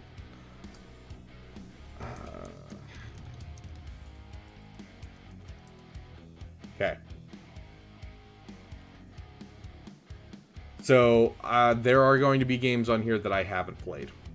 Yes, it is game time, IDK. Because I haven't played all of them, but I've played most of these, if I'm being honest. Okay, I appreciate ADP. Honestly, I will definitely be looking into that. Yeah, there's a lot of Star Wars games. Okay, let's start with Angry Birds. I'm just gonna throw them both C tier because honestly, I played the crap out of the Star Wars Angry Birds. You're gonna get grilled for your Force Unleashed opinions. We'll see. We might have similar opinions. So honestly, I have never played the Wii 1 version all the way through. I've played the first couple of missions. I know it has a much longer campaign. I've played a little bit of the versus mode. I wasn't overly impressed with the game, honestly, from what I played. Like, I still preferred the original, honestly. It was cool to have a longer campaign and have some motion controls, but it is still kind of that niche thing of X-Wing versus TIE Fighter. We'll have some dating for myself as well going through this. Honestly, there will be some in here that I'll throw in the haven't played because it's been so long since I've played them that I can't give you a genuine opinion on them. But we'll get there. We'll get there. Okay, so we got Lego Star Wars to start, the complete saga. I feel like this one has to go in at least A tier. Yeah, I'm gonna say A tier because it's not like my favorite thing, but it's one of the games that I come back to most. It's the game I grew up playing. I grew up playing it with my sister. That's how I kind of got her started on Star Wars. C tier. Yeah, so I'm gonna have to say A tier with the complete saga. Like some of my like one of my first games I ever got for like myself, not saying like I purchased it, but like my parents got it for me specifically instead of something that my brother got, was the original Lego Star Wars when it was just the episode 1, 2, and 3. It was one of the first games I got for PS2. Great memories. Clone War, or the Clone Wars Lego Star Wars, or Lego Star Wars 3. Honestly, C tier. They made the game very expansive and they tested out some stuff, and I felt like a lot of it fell flat. We missed out on a lot of the stuff that made Lego Star Wars amazing. It was good but not great. The AI for like the enemies and stuff just wouldn't interact with you much because they were taking so much room trying to make so much on the screen and make it feel like big wars, that I feel like it lost out on a lot of the actual fun of the game. And so I would be willing to bring it up to B, but honestly for me it would be C tier. This is where we might have a fight. I don't know why this is in here as a Wii version. I didn't even know there was a Wii version of the second game or what it does. 3 different versions of Force Unleashed and Force Unleashed 2. Yeah, I'm kind of like looking through and I'm seeing some repeats, which is fine. We'll skip over them. Yeah, honestly, yeah. Okay, so we'll skip this one just because it's the Wii version, and I have no idea anything about the Wii version. Star Wars Elite Squadrons. S tier. S tier. I played so much of this game. And for me, it was, if it had been a full console game, it would have been on the same level for people as Star Wars Battlefront 2. Even better. It's basically Battlefront 3 before Pandemic got shut down, taken and put into a smaller game because it could only run on PSP.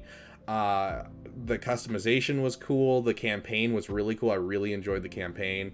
I played the crap out of this game, even though I never played it with anyone else because it was on PSP. Honestly, it's probably going to be my first S tier game on this list because I just played it so incredibly much. I loved it.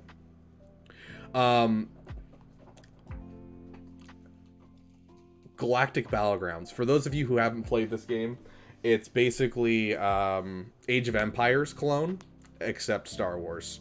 I mean, honestly, yes, Madness. I think that's 100% true. But Galactic Battlegrounds was Age of Empires, except it was Star Wars. And I played the crap out of this game so much. And the cheats were hilarious, and I loved playing with the cheats. My one problem is going back and playing this game. If you play against any kind of AI, they are designed really poorly in the AI. Really fun multiplayer experience and really fun, but the AI needs a lot of work. And if there was a mod for an AI overhaul, I would 100% put this in an S tier spot. This was one of my favorite games growing up. I loved this game. They just actually started updating some of the Star Wars games that are older, which is really interesting. Okay, we got Jedi Fallen Order. Jedi Fallen Order. Did it revitalize Star Wars games? Yes. Was it a great game? So-so. The story took me a long time to get into. In fact, I took a break from the game for a while, so I want to say it's B tier. But honestly, with how much it revolutionized Star Wars games and got people excited for Star Wars games again, I'm going to put it in A tier. It has some solid stuff going for it. I'm going to put it in B tier. We'll just put it in B tier for now. Honestly, I could see an argument for it being A tier, but it does have its own struggles. You can definitely tell it's their first third-person game.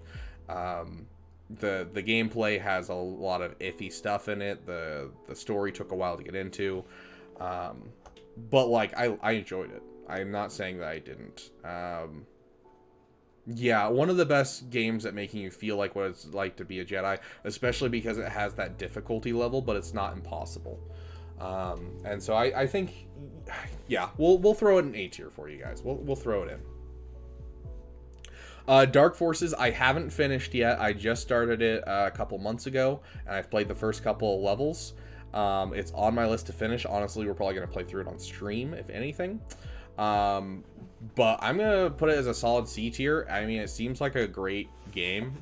Just solid Doom clone kind of thing. It's kind of the same thing as Galactic Battlegrounds, where it's just it's Doom, but it's Star Wars kind of thing. So, I like the comment. So, IDK, I've never liked Souls games. Jedi Fallen Order changed that for me. I did an incredible job and an incredible step in the right direction for Souls games, in my opinion. I think the combat is phenomenal in Jedi Fallen Order. Unsubbed for what? For not liking Souls games?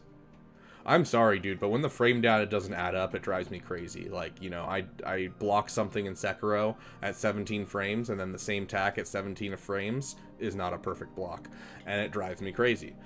They've fixed that in recent games. So, Elden Ring, I've played probably 200 hours of Elden Ring, which is more than I've played most games in the last, 8 years. So, anyways... So, Force Unleashed 2. Force Unleashed 2, one of the most incredibly hyped up games for Star Wars. I don't know if you've ever seen the trailers for this game. Go and watch the trailers. It is one of the most hyped set of trailers you will ever watch. It makes you want to play the game so bad. It was so incredible looking for the worst, 8 hours of it. Not even. It was probably 4 hours of a campaign that I've ever played. Exactly, Madness. I was frothing at the mouth for this game, and then it came out, and me and my brother both finished it within the first day of having it, because the campaign was so incredibly, I'll add Swigo, don't worry. It was so incredibly short, and, it had hype moments, and even going back and playing the gameplay wasn't a significant, jump over the first game. And so I wanted it to be super hype, and the executions were hype, but the game overall fell flat to the point where my brother bought it and then sold it within 24 hours because we'd both finished everything in the game that we wanted to do. And we had most of the collectibles within, 8 hours of gameplay. It was rough. And so honestly, I want to put it higher. I liked the book better than I did the game though. I'm probably going to put it in D tier. Because it was still fun. Like, I still enjoyed the 6 hours that I played, but the fact that it was only 6 hours was painful. Okay. This next one, we have the original Force Unleashed. Does it break a lot of canon? Yes. Was it still one of the most fun games I ever played of Star Wars? Yes. I have problems with this game overall as an adult, but as a kid, it was absolutely great. But I'm going to probably put it A tier. They did a great job with the game overall. I don't like Starkiller that much. I don't know if I can understand not liking Starkiller that much. I think not liking how powerful he is, I could understand. And that's where I kind of stand, is I don't like where he stands as on the power scale. I think it breaks the power scale a ton. It's one of those games that I've never really considered as canon because the power scale is so broken. But as a character, I've always loved the character of Starkiller.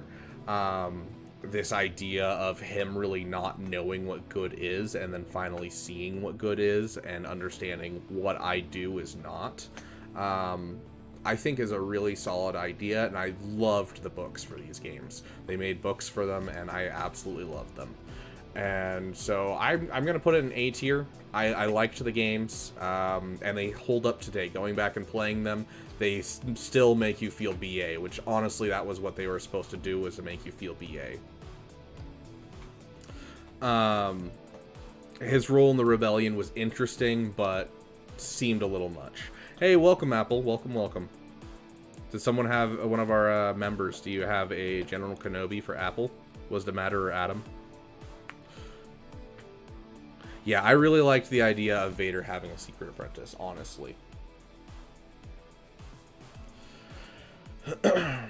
Okay, Jedi Knight. Look, guys, our super cool, powerful characters. Also a founding member of the rebellion. Yeah, fair, fair. Thank you, Wisdom Matter, for getting that for us. Okay, so Jedi Knight Jedi Academy. A lot of people say this is the best lightsaber combat we've ever had and will always be that way. And I hate to disagree with people. I don't believe that. I think it is a solid style of lightsaber combat, and it's some of the best playing as a Jedi I've ever seen in any video game. But saying that it's the best lightsaber combat, I would disagree. There's no finesse to it. It's just whacking people with a lightsaber. But as a game, it's still... it's S tier. Like, that's not going to change anything. It is still an S tier game. I just disagree with everyone's assertion that it's the best lightsaber game. I think it's solid.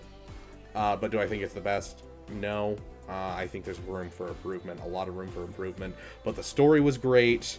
Like, the way you could use force powers was cool, and it was like the first game that I can really remember out of these that like actually had a choice for good versus evil. What other games let you toss Wookiees off 6,000-foot tall trees? Fair enough. Fair enough. You gotta go with the hype of Force Unleashed, especially starting off that way. Meathead is watching. Oh no. It'd be hilarious if Meathead watched my videos. We'll add it in and we'll throw it in. It'll be an interesting one for us. Let's see. I can't actually read these is the problem, is so I can't actually see what this one is. I think that's Outcast. That's Outcast, right, guys? Outcast, I'm actually going to put in B tier. Just because I couldn't get into the story as a kid. Like, I love Jedi Knight Jedi Academy, but I was so bored and I didn't have a lightsaber at the beginning, and like I couldn't get into the game as a kid. I need to go back and replay it, obviously, and it might go up when I replay it. But that is kind of where I'm putting it now, just based off of my experience as a child. And yes, I was a young child when I played that game. Okay, this one is one I haven't played yet. The level design is abysmal. Yeah, you're not wrong with Jedi Knight Jedi Academy. I feel like that was true of a lot of old games, though. I feel like there was no quality control over how things were made. Star Wars Saints Row GTA. Yeah, I would love an open world, like, do whatever you want Star Wars game. I very much would love that.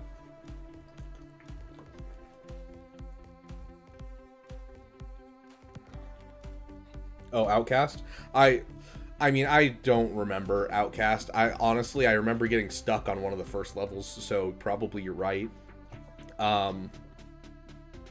That's Force Unleashed 2 in D Bulgarian. It was so short, and like it was still, you know, it had its fun moments, but it was so short. It felt like they just name dropped Boba Fett, and I finished it in 6 hours. It's just not great. Force Unleashed 1 is up here, but Force Unleashed 2, Nutcheck Kiadamundi, okay. I wish I could know more about the Dark Forces games, but I don't actually. That was like before my time, I feel like. The plot was also very spotty. Yeah, and like all of the clones at the end were just eh. The beginning was semi-interesting, and the very end was semi-interesting, but everything in between I didn't really care about. So, like, yeah, it was very hyped up game for just how so-so. Bulgarian, you're like the 5th person to ask. I will add it if it's not. Jedi Power Battles. I don't know how many of you guys have played this game, Jedi Power Battles. It was a PS1 game, and I don't think they've ever ported it to anything else, but it was a PS1 game. It's supposed to be, but it seems to be more on rails than what we were expecting, Solar Powered Tree, just from the gameplay. But I do need to go rewatch the gameplay, because I don't remember most of it.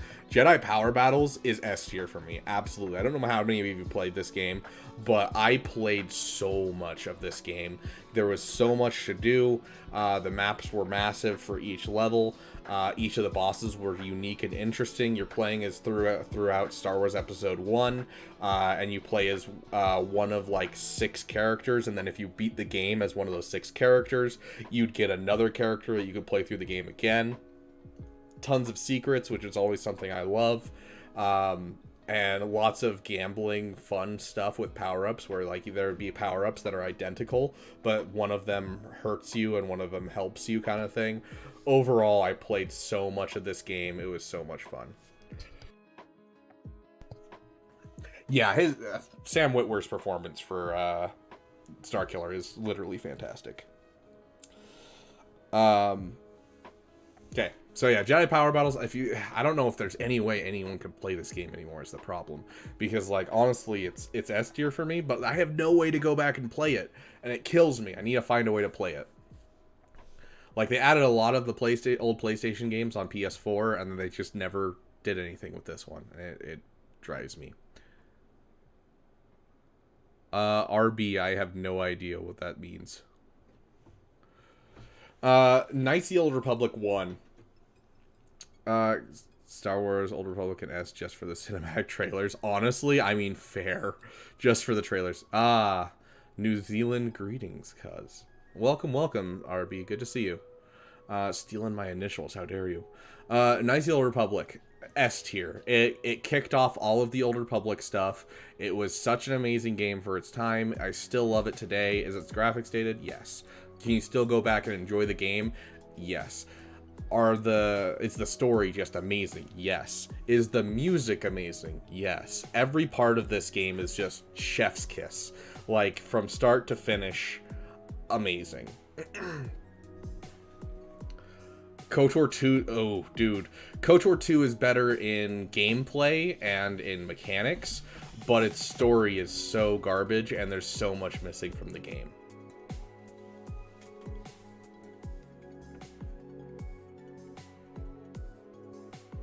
Sorry, my dog's throwing things at me. So, speaking of KOTOR 2, with how many glitches it had a permanent glitch on Xbox where it would constantly make a loud, fuzzy noise like an old static TV. So much of the content was missing. Even as a kid, I recognized that and didn't enjoy the game. The side characters weren't as interesting. The gameplay was a lot better, and the mechanics were a lot better, but honestly, it was probably a D tier game for me. They even like even the leveling system, there's not enough XP in the game for you to actually level to where you're supposed to be for the final boss fight. Like, the game is so incredibly broken, and I wish it was better, and if they added all of the content back, like the mod that recently happened, I think it would be much better. But as the base level game, it is D tier for me.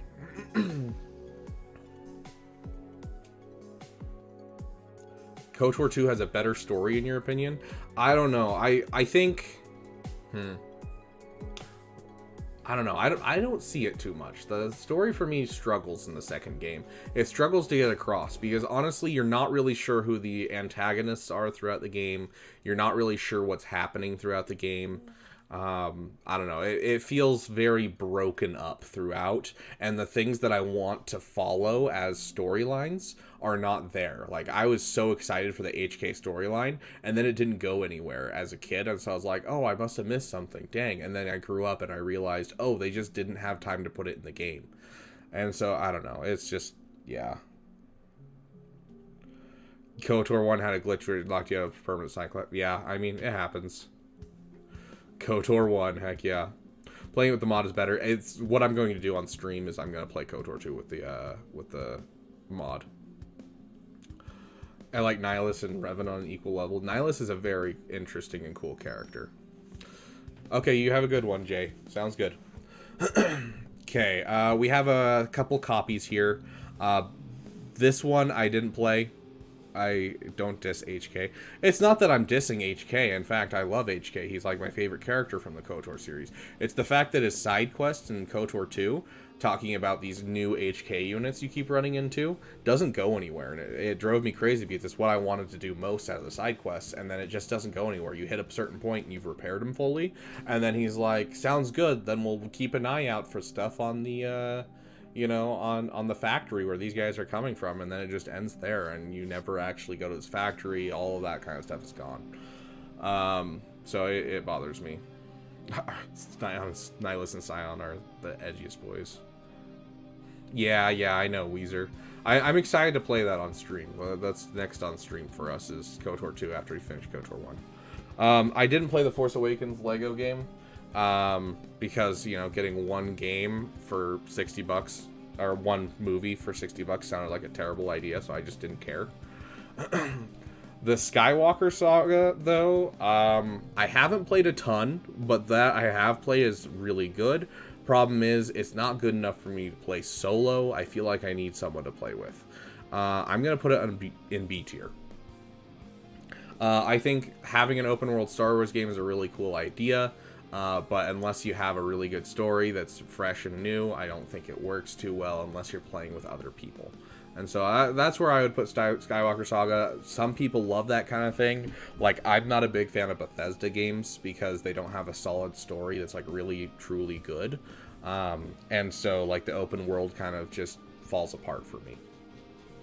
So, up to you guys what you guys think. I think that for some people, Skywalker Saga would be S tier or A tier. For me, it's just B tier, just because I just struggle with the fact that it's an open world game, and I don't have anyone to play it with. So as a single player game and someone who doesn't really like Bethesda games that much, I'm going to say B tier.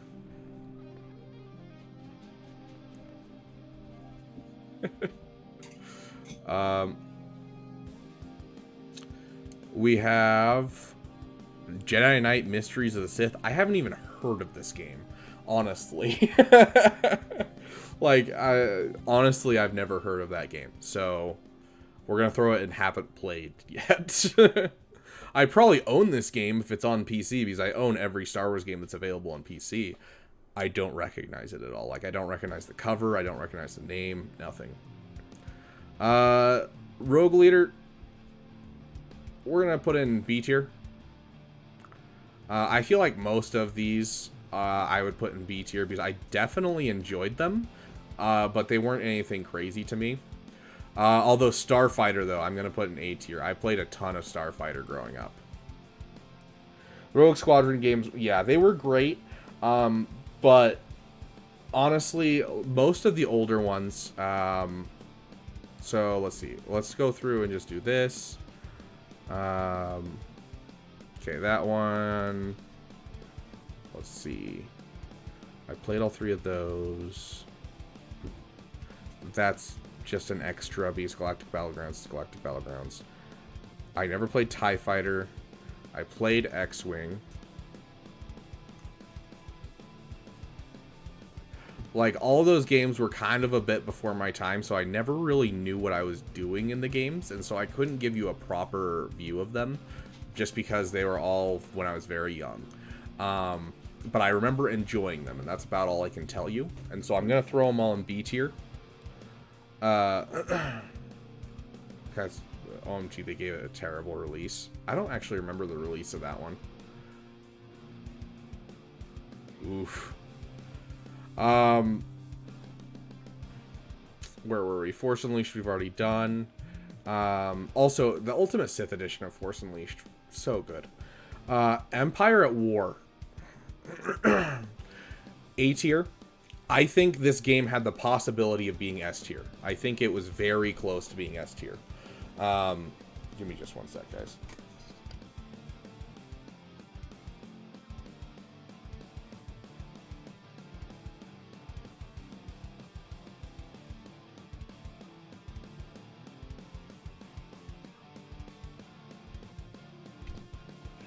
Sorry, my nose is getting clogged. Honestly, I think it had the potential to be an S tier game, and honestly, it's still today. If you look up best ship combat RTSs, it's still in like the top 10 overall rating. And honestly, one of the coolest ship combats I've ever done in any RTS.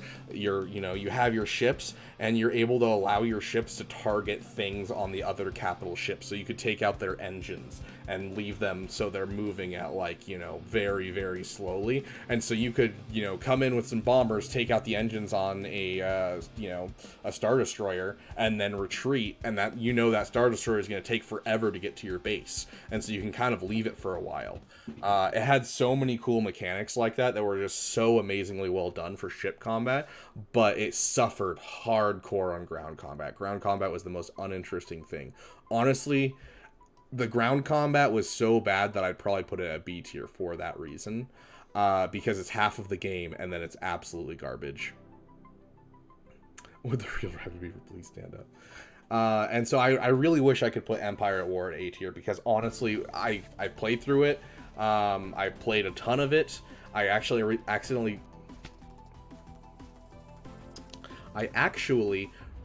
started replaying it about 6 months ago. I was playing it every day. They recently added a update for it that makes the multiplayer better. There's some really cool mods on this game. Like, there's an entire campaign of Thrawn based on the Thrawn trilogy in the old canon. That's really interesting. There's an entire mod that makes it Clone Wars era. Solid game from start to finish. Like, this game was wildly good. And it has a really good modding community. So definitely something to check out for you guys, but it's ground assault. Luckily, they add an auto battle feature, and so I always just auto battle all ground engagements because it drives me crazy. But the fleet stuff is just phenomenal. Like, I really wish this could be an A or an S tier game, because half the game is broken and the other half is literally some of the best stuff I've ever done. Jevin Gibson, thank you for subbing. You're awesome, dude. Hold on. It's an RTS, so real-time strategy, just like Age of Empires.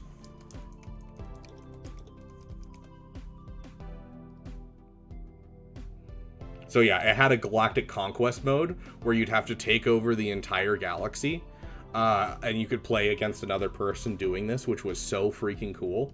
And each planet would have different planetary bonuses.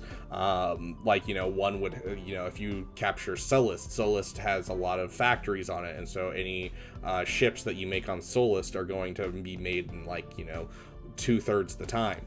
And so, like, had really cool stuff. It was an RTS, so troop controlling. Tons of really cool things. And so, like, right here, here's a fleet combat.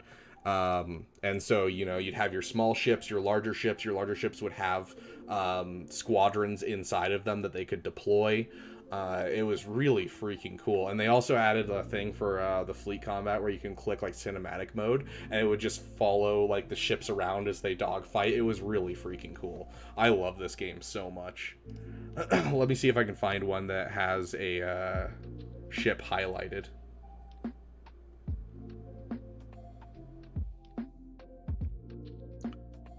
I'm not seeing any that show a ship highlighted, but like when you hover over any type of ship, it would basically allow you to choose which part of the ship. It had a whole bunch of points that you could choose which one you wanted to attack, and so you could have them take out the hangar on a ship so they couldn't spawn more smaller ships and things like that. It's such a great game. Yeah, there's leveling your heroes, exactly. Yeah, it honestly, like, I wish I could put it higher because honestly it was an amazing game and I really loved it. I'm going to put it back to A tier.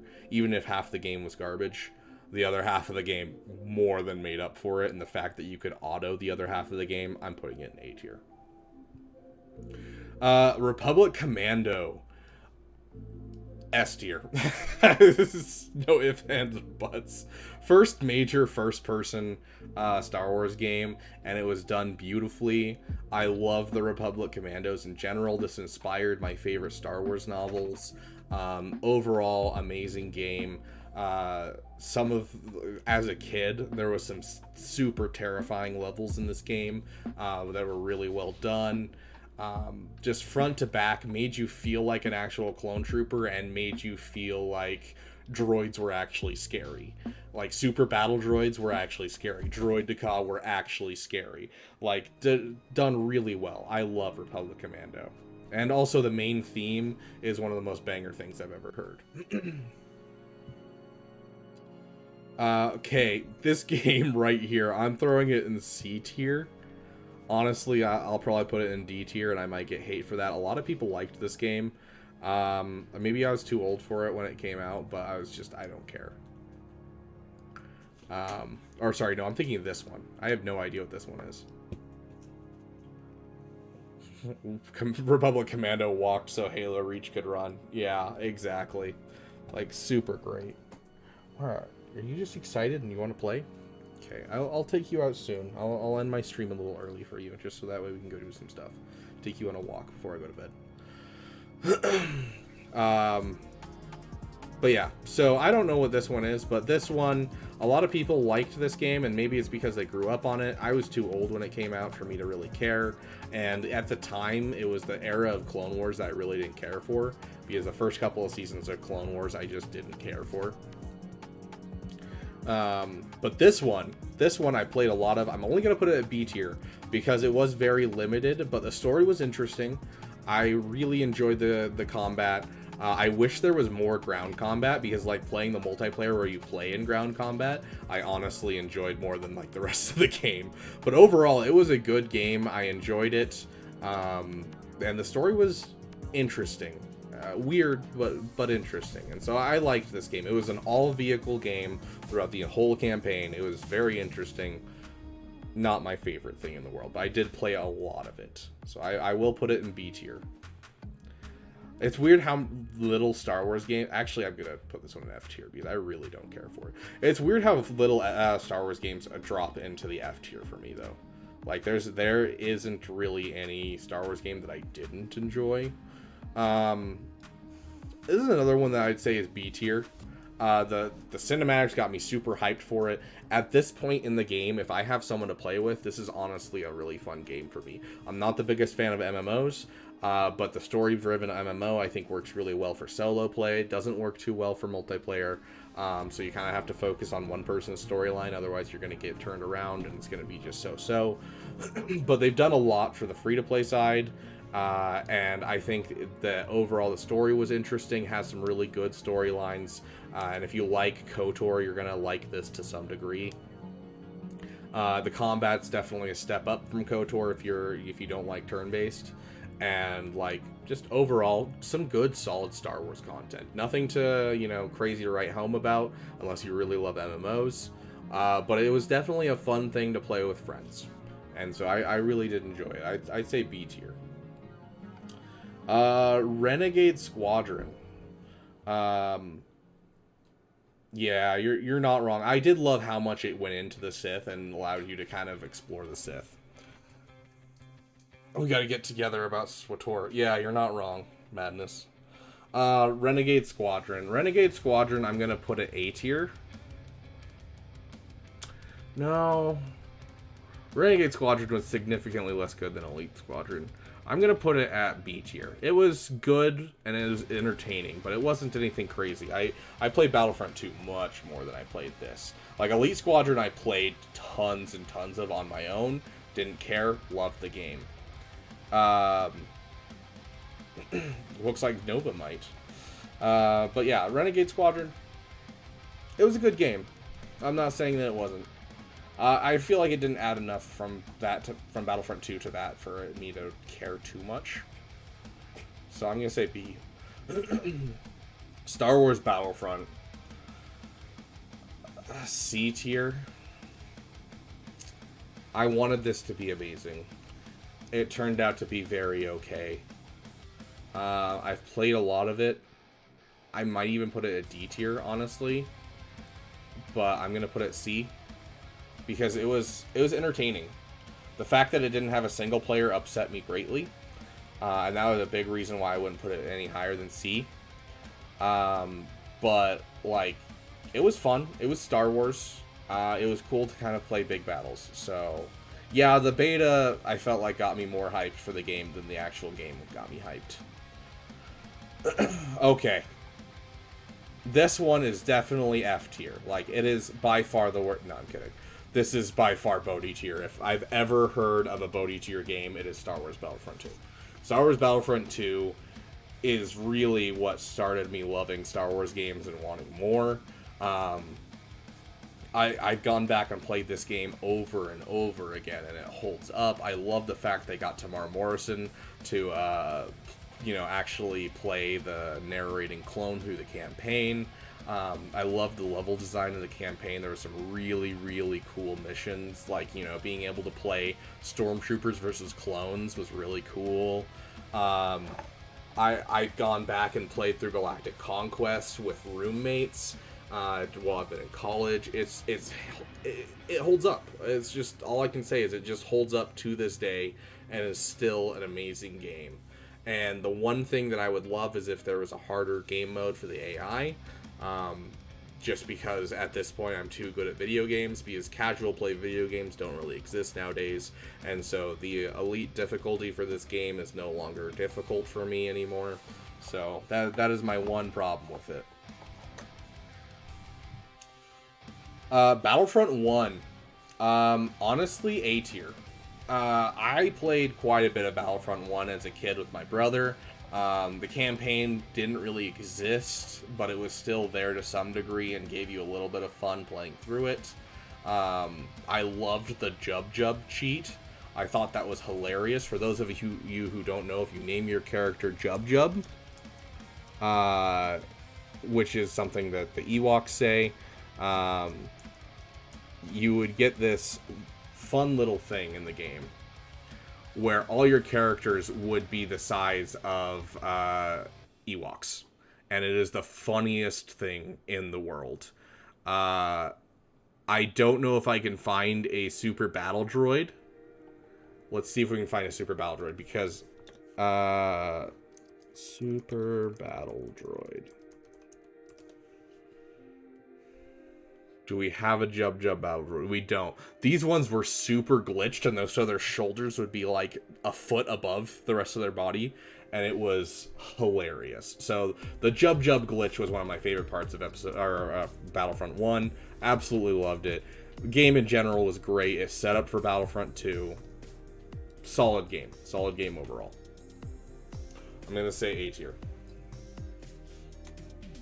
IDK, I don't know if I can joke about that on stream. Bounty Hunter. Another banger. Bounty Hunter, I could argue S tier. Honestly, I could argue S tier. One of my favorite Star Wars games of all time. And yes, Best Bud Platforms was the bomb on Battlefront 1. But Bounty Hunter, honestly, like I could make an argument for S tier. It was so much fun. It was so cool to see Django. The collectibles gave you a comic that gave background on Django. Like start to finish, I loved this game. It was the story is the lead up to how Django became the template for the clones. Honestly, one of my top games that I love so much, and I went back and replayed it recently. Holds up even today. Yeah, easily an S tier game for me. And it was also back then, Tamora Morrison was kind of in on every project, and so he voices him in the game too. So they didn't even have to find anyone to replace him. So, the Star Wars Episode 3 video game. I'm trying to think. I went back and started replaying it, and as a kid, I would definitely say it's A tier. As an adult, going back and replaying it, I'm feeling like it's more B tier, just as I've been playing it. But honestly, for its time, it was really good. I played this game a lot. I don't think it deserves anything lower than B tier. I think A tier is probably its home as a kid. As an adult, going back and replaying it, I did recently start replaying it. I'm going to say B tier. It has a lot of really cool stuff. If you're ever looking for like a 4-hour cut of Revenge of the Sith, you can go play this game, and it basically cuts all of the stuff that was cut out of Episode 3. It puts it in. So, yeah, it didn't really hold up. Combat's really iffy. The overall game is still good, but I feel like the combat's very iffy, and it's also very one-sided. You can cheese a lot of stuff with Anakin, but at playing as Obi-Wan, it's much more difficult. So, overall, I'm going to say B tier. Dude, L3. Why do they label the stick L3? That's the stupidest thing in the world. I hated PlayStation for doing that. Yeah. Jedi Starfighter. Honestly, I'm probably going to do this. Because I honestly enjoyed Jedi Starfighter more than I enjoyed Starfighter. But that might just be me talking because I played this game more. So, story-wise, I think I liked it better this way. But overall gameplay-wise and everything that I can remember, I think I preferred Jedi Starfighter. Obi-Wan. This is one I don't remember a lot of. I remember liking the game, but I also remember struggling a lot in this game. I'm going to put it as C tier. Like, it seemed like, I don't know, it might have been made for adults. I haven't had a chance to go back and replay it. But, like, I don't know. As a kid, I struggled a lot with this game. So I'm just going to put C tier. Do they? Yeah, they do have Racer. Okay, well, we'll put Racer on the list first. Racer, Star Wars Racer, great game, B tier. I struggled with the fact that it was super repetitive, and the upgrades didn't seem like they helped that much. But I did play quite a bit of it. But Racer's Revenge, really easy to understand, great for kids, great for adults. Has one accessibility issue, but I went back and replayed it, and I'm going to give it an A tier. Honestly, it was a really fun game. It still holds the record for most sales of a sci-fi racing game. Solid game in general. I really enjoyed Racer's Revenge. Had that kind of burnout feel of like you can kill other racers and it gives you, points for doing that. And so there's characters that you could unlock. Yeah, there's a lot here that's missing, just like the other list. Like let's pull out this one really quick. Super bad racing. Oh gosh. Choose files. Open. You have the slightest idea how little that narrows it down. You could cheese things with Anakin, meaning you have Force Lightning, and Force Lightning is the most broken thing in any Star Wars game, and you don't have it with Obi-Wan, and so Anakin just inherently does everything easily, and then you get to the final fight in that game playing as Obi-Wan, and it is the most nightmarish thing you'll ever do. Yeah, Jedi Survivor's not on this list either. Super Bombad Racing, C tier. Was this game hilarious? Yes. Was it fun? Yeah. But was it really that amazing? No. All I did... That was a good question, IDK. IDK. He has lightning in the game. Super Bombad Racing was just... It was okay all around the board. It was fun to play with your siblings. It was a fun family game. Nothing crazy to write home about. Rebel Strike, I remember loving so much. And so I'm going to throw it in A tier. I don't remember a lot about the game. I just remember loving it. So, Squadrons. Squadrons... Yes, that is correct, Madness. Squadrons is one of those games that I think had so much potential. But the problem was they made it as a regular game. I've played this game regularly, and I've played this game in VR. In VR, this is one of the most fun VR experiences I've ever had in my life. I would literally, if I had a group of friends to play this with, I would play it every single day in VR. It is so cool and so much fun, and I wish there was more to it, and I wish they would have expanded upon it.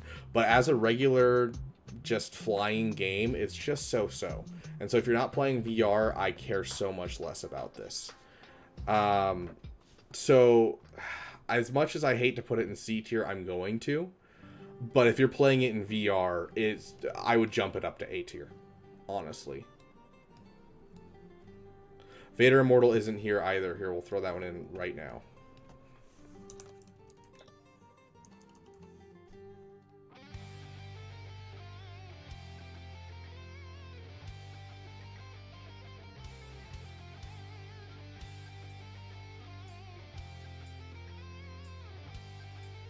Vader Immortal, I really enjoyed. I think it was very limited by how much VR it could do, but I did enjoy it. But just because of how limited it was, I think I have to put it in B tier. But it was an interesting story, and I liked the story, and honestly, the practice room is so much fun. I love doing the practice room in the 3rd chapter. Sounds good, Apple. You have a great night. Connect Star Wars. Connect Star Wars was so-so. I don't know. Maybe other people liked it more, but I don't think I actually ever played X-Wing and TIE Fighter.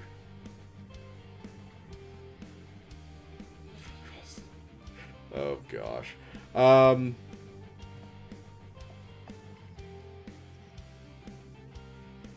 Honestly, I feel like all of these games belong in A tier. But I feel like it's mostly nostalgia talking. I'm going to put them in C tier. Just because I'd have to go back and replay them. Yeah, X-Wing versus TIE Fighter, I wish I could say I had experience, but I don't. The Phantom Menace game, I played a shiz ton. I would definitely consider it an A-tier game, as far as I can remember. I really enjoyed it. Star Wars Battlefront 2, okay, this is probably the most controversial on this list for me. Star Wars Battlefront 2, after the changes made to the game, is everything I had hoped in a Star Wars Battlefront game made nowadays. It makes you feel like you're in an actual war in Star Wars. The atmosphere is so amazing. The story's pretty dang good. After the changes, I would sit here and argue with anyone saying that it's not a great game. I still hop on and play all the time. I wish there was more of a fan base, and I wish that they had not stopped where they did. Because if they had kept this game going, I think it could have been potentially a S-tier game if they hadn't stopped right as they finished fixing it. Like, if they had added in a Mandalorian faction with, like, Pre-Vizsla and stuff like that, I would have loved it. And I wish they weren't so anal about mods. But like honestly, A tier game for me. Before changes, I would probably put it in F tier if I'm being honest. After changes, though, A tier. Yeah, the Luke mission in the campaign is one of my favorite things, and for those of you who are D&D nerds, Luke is actually voiced by Matt Mercer in that, and he does an incredible job with it.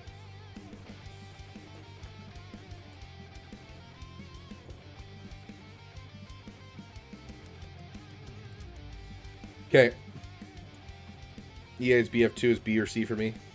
Yeah, they definitely gave up on the game right after they got it good, which is really depressing to me. I'm really glad they made Republic Commandos good in the game, though, because I love playing as a Republic Commando in that game. I mean, Conquest is in the game now. I don't know, Madness, have you not played it since they added Conquest? It's a different style of Conquest, but honestly, I kind of prefer it over the old Battlefront 2 Conquest. It's actually really, really cool. Yeah, Luke's dialogue is amazing in that level. Okay, so I do have to get going here pretty soon. My dog's giving me some looks. But I am missing some stuff. So let's list off any that you see are not here at the moment. And we'll get them added to this list and finish off the list before I go.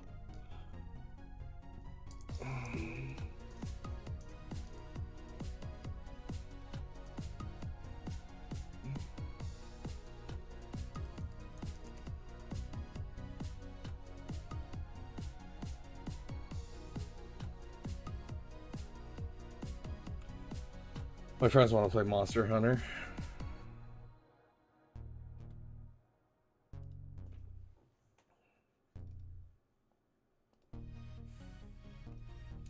Okay. Any other ones that you guys are missing that you guys remember playing as a kid or anything like that that I'm missing in here? I know I'm missing some Game Boy games that I really enjoyed and some Game Boy games that I didn't enjoy. Okay, so a go. I know a lot of people are going to say S tier. I know some people would say F tier. I had a crazy comment. It is honestly one of my favorite comments I've ever had on a video. Just calling out capitalism and how much they hate what they've done with the game for Galaxy of Heroes. And it was honestly one of my favorite comments to read. If you guys want to read it, it's on my Lightspeed bundle recent video that's been very controversial. But it honestly made me smile and I really enjoyed it. But Galaxy of Heroes as a whole, I think they beautifully did a good job of making it long form enough that you can enjoy it and you can really feel accomplished when you get things. I think also it, they made it a little too much pay to win early on, and so I think they dropped off a lot of their players early on. I think they're doing great things with it today. Would I put it in S tier? No, because I think that there are still improvements that could be done to the game. And I think that they do make a lot of stupid decisions with the game. I would probably either put it in, I'd probably put it in B tier or A tier. Honestly, with how I'm feeling about the game right now, I'm going to put it in A tier. Star Wars Galaxies, that's a good point. I'm farming gear as I watch this. Oh, I remember the MOBA, mobile game you're talking about, Nova. I don't remember the name of it, though. Force Arena? Which one's Force Arena? This is the one, right? Yeah, this is the one. That's not what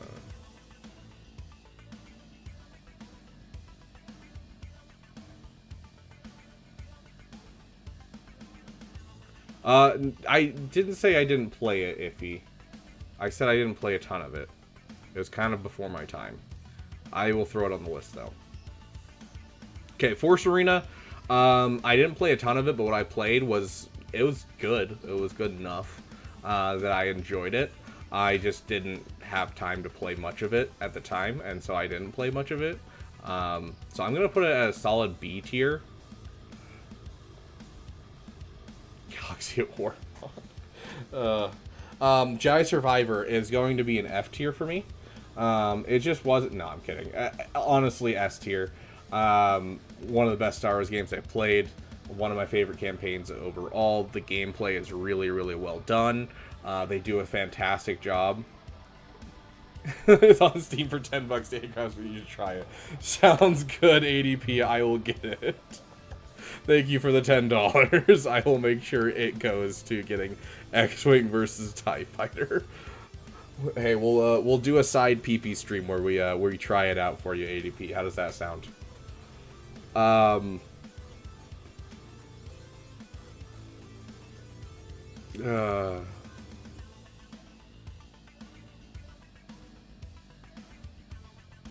Yeah, no, sounds good, ADP. Sounds good, Madness. Oh gosh, have fun in Chromium. But yeah, Jedi Survivor, front to back, honestly one of the best games I've ever played for Star Wars.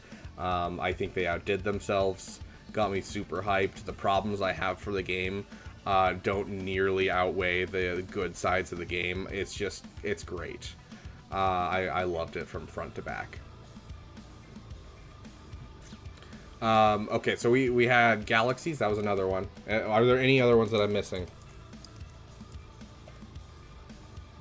I should probably put Star Wars in there. There we go. There's ADP showing up. He is damn dope. Okay, choose files. Let's get this one in here. Star Wars Galaxies. I'm honestly... So I didn't play much of it. I'm telling you right now. I didn't play much of it. My dad played a lot of it. But hearing people talk about the days of Star Wars Galaxies is one of my favorite things. Because it was the first time people were able to interact with each other with, like, Star Wars games. And there was such a cool community built around it. I think A tier is definitely where it should fit.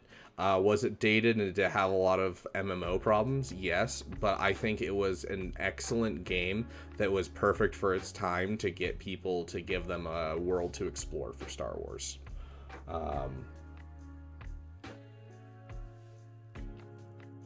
I actually have no idea, IDK. It just came with my streaming software, and so I have no idea what it is. Eventually, I would like to get other graphics, but I don't know if my artist can do GIFs, and so I'm going to have to talk to him a bit and see what he can do for me. Is there any other games we're missing at all? I'm trying to think of other games that are important for us to discuss that are not on this list. This seems like a pretty comprehensive list, honestly.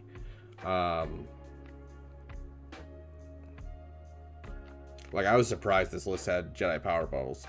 The Tower Defense one, I didn't. Although if I were to... I did. I don't have it on the list. I did play it. I would probably put it as C tier. It kept my attention. It wasn't anything to write home about, but it kept my attention. What are we missing? I feel like we're missing something.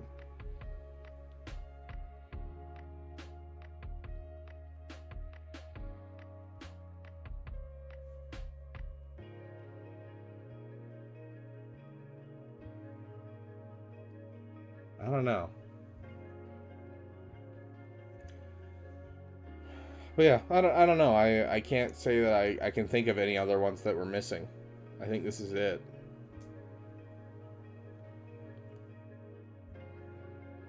It's in 2005. It was just Episode 3 and Battlefront 2. I feel like there was one other one that came out in 2005.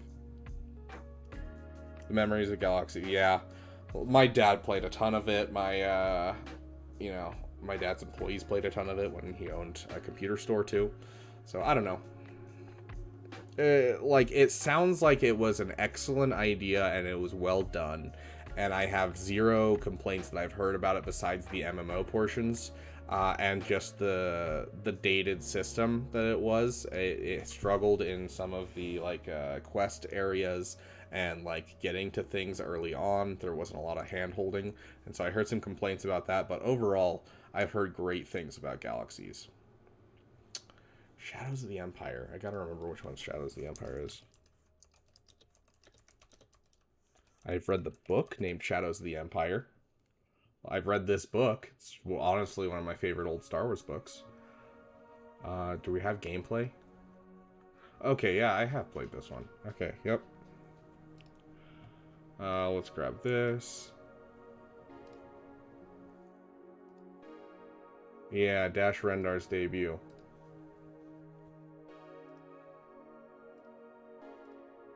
I don't have fond memories of this game, honestly. I remember playing it, but I didn't play a ton.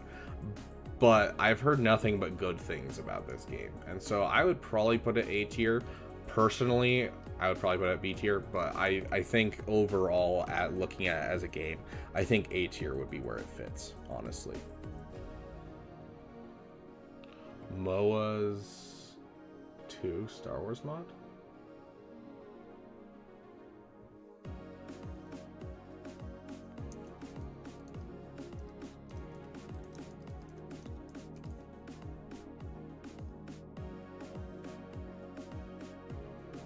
Oh, that's dope.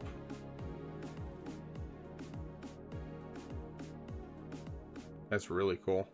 I'll have to take a look at this and kind of see what they do with it. This looks really interesting. There's also that huge Star Wars mod for the first-person shooter. I can't remember what first-person shooter it is, but some Star Wars mod where they make massive battles like on a massive multiplayer game, and I can't remember the name of it. My brother used to play it. But anyways, there's so much good Star Wars content. I'm not going to get into any books today. Here, well, I'll give you 10 seconds, okay? Just because I actually do want to talk about this a bit.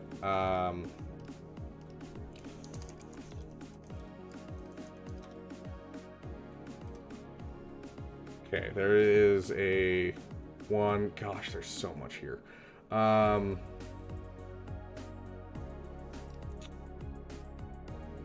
Goodness gracious. Okay. We're gonna speed run this one just because I want to show you guys what I think is worth reading in the new canon of like things that I have read. So I'm not really going to describe any of this. I'm going to just throw them in and call it a day. I'd probably do that.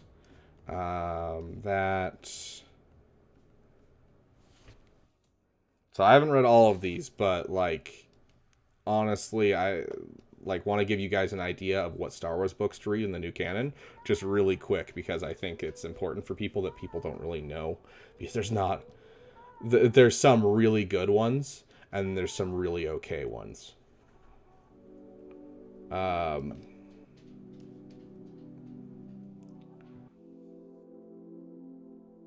I started reading one recently that just hurt my soul, dude.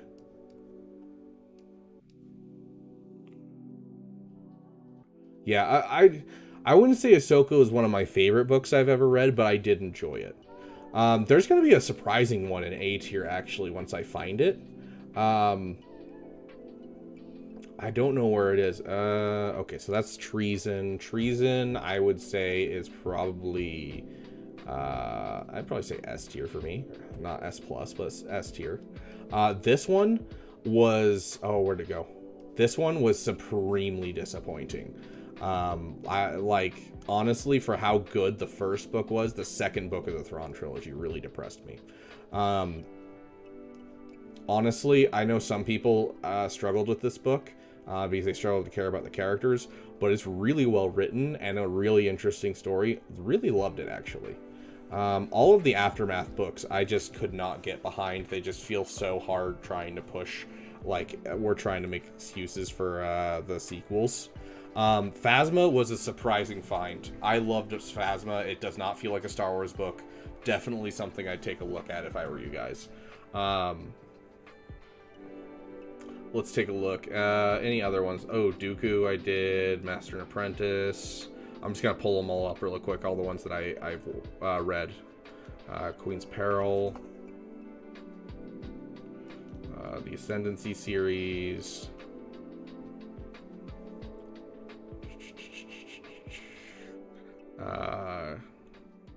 That one. That one.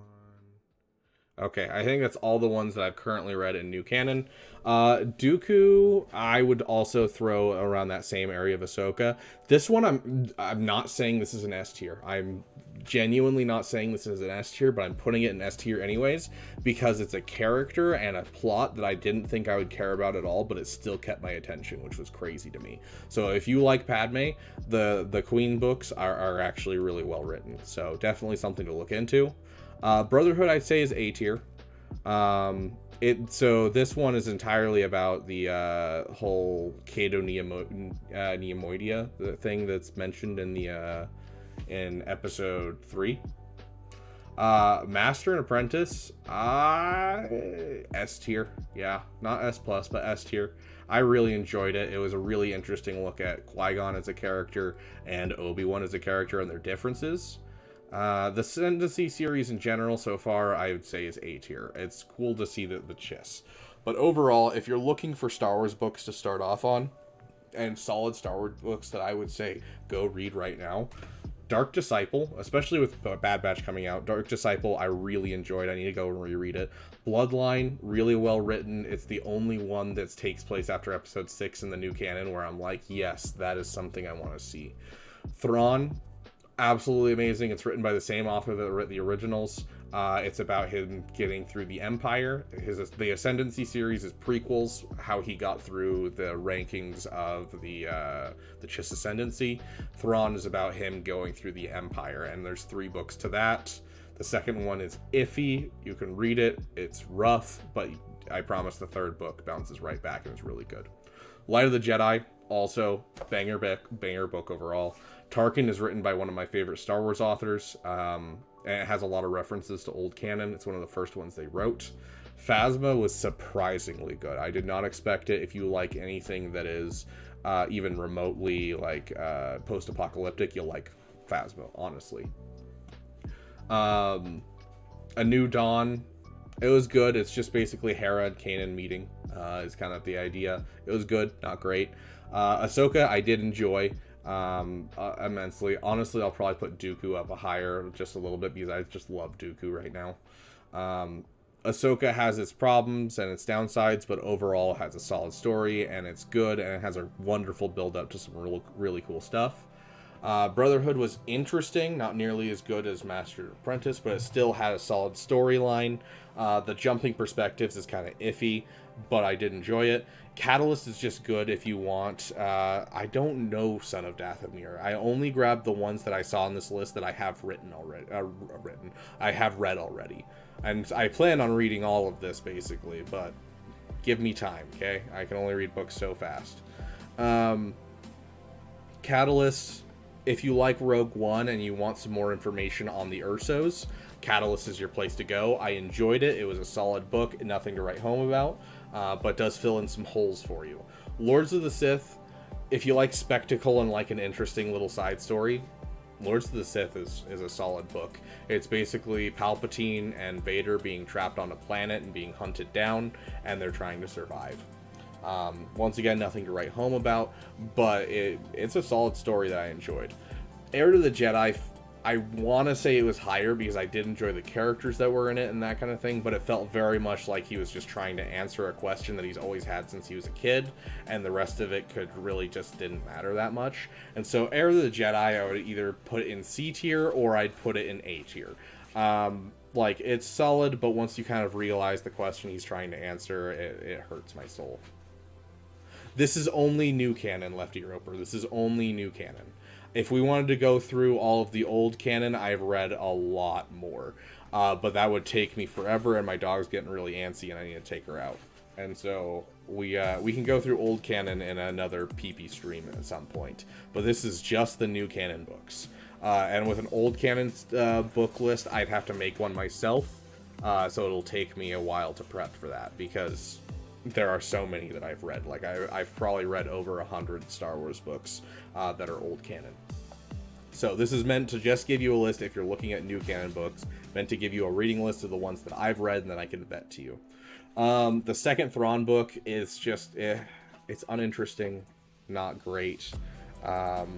It's solid, it's in the middle of the list. Okay, I don't know where that one is in this list, but yeah, Force Collector sounds like it's going to be about B tier. But yeah, the second Thrawn book, really big letdown for how good like the first one and the third one is. The Aftermath series is supposed to set up from episode 6 to the Battle of Jakku, and when the Empire becomes the First Order and goes into hiding. And honestly, it felt like a slog to get through this entire series. I got through the first book. I got halfway through the second book. The first book, I had to take 2 different times to get into it. The second book, I've tried 2 different times to get into it, and I still haven't finished it.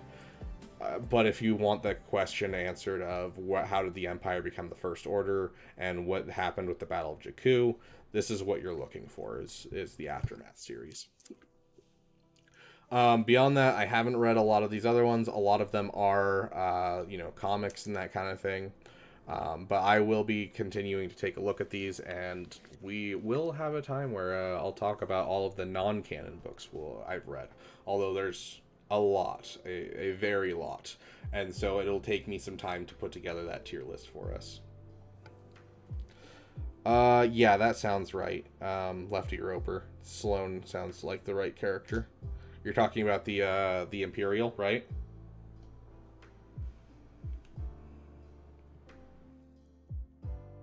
But yeah, so I don't know. I've kind of been making my way through these. Yeah, that's Aftermath. You are correct. Force Collector. There it is.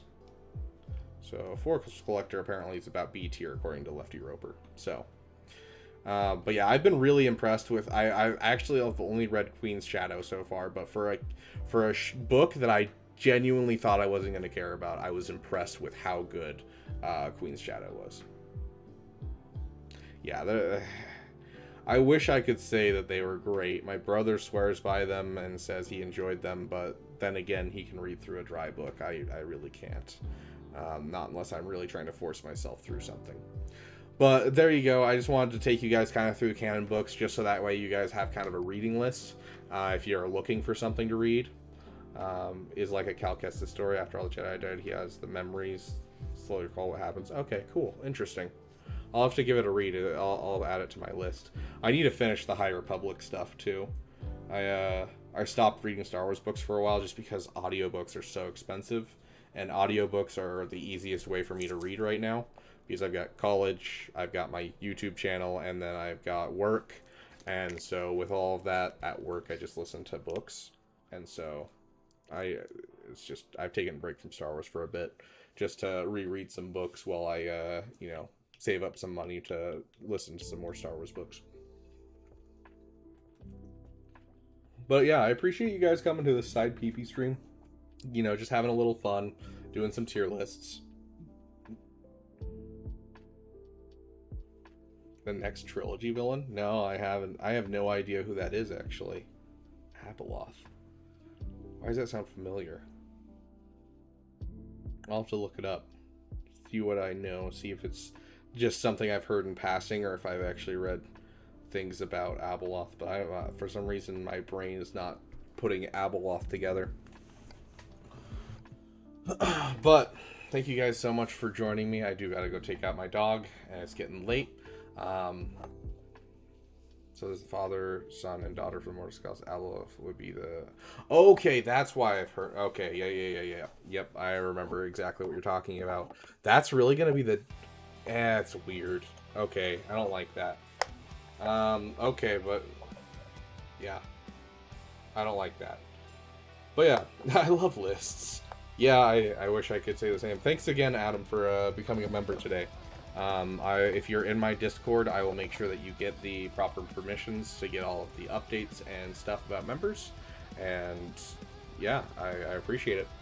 And I will see you guys all later. We'll see if we have a stream tomorrow. We might do one more roster review stream before lock-in for Grand Arena, just to help people out. But if not, then I will see you guys on Wednesday for our Grand Arena. I will release a stream schedule probably tomorrow morning for you guys. But you guys are great. Thank you so much for coming, and I will see you guys in the next video or stream.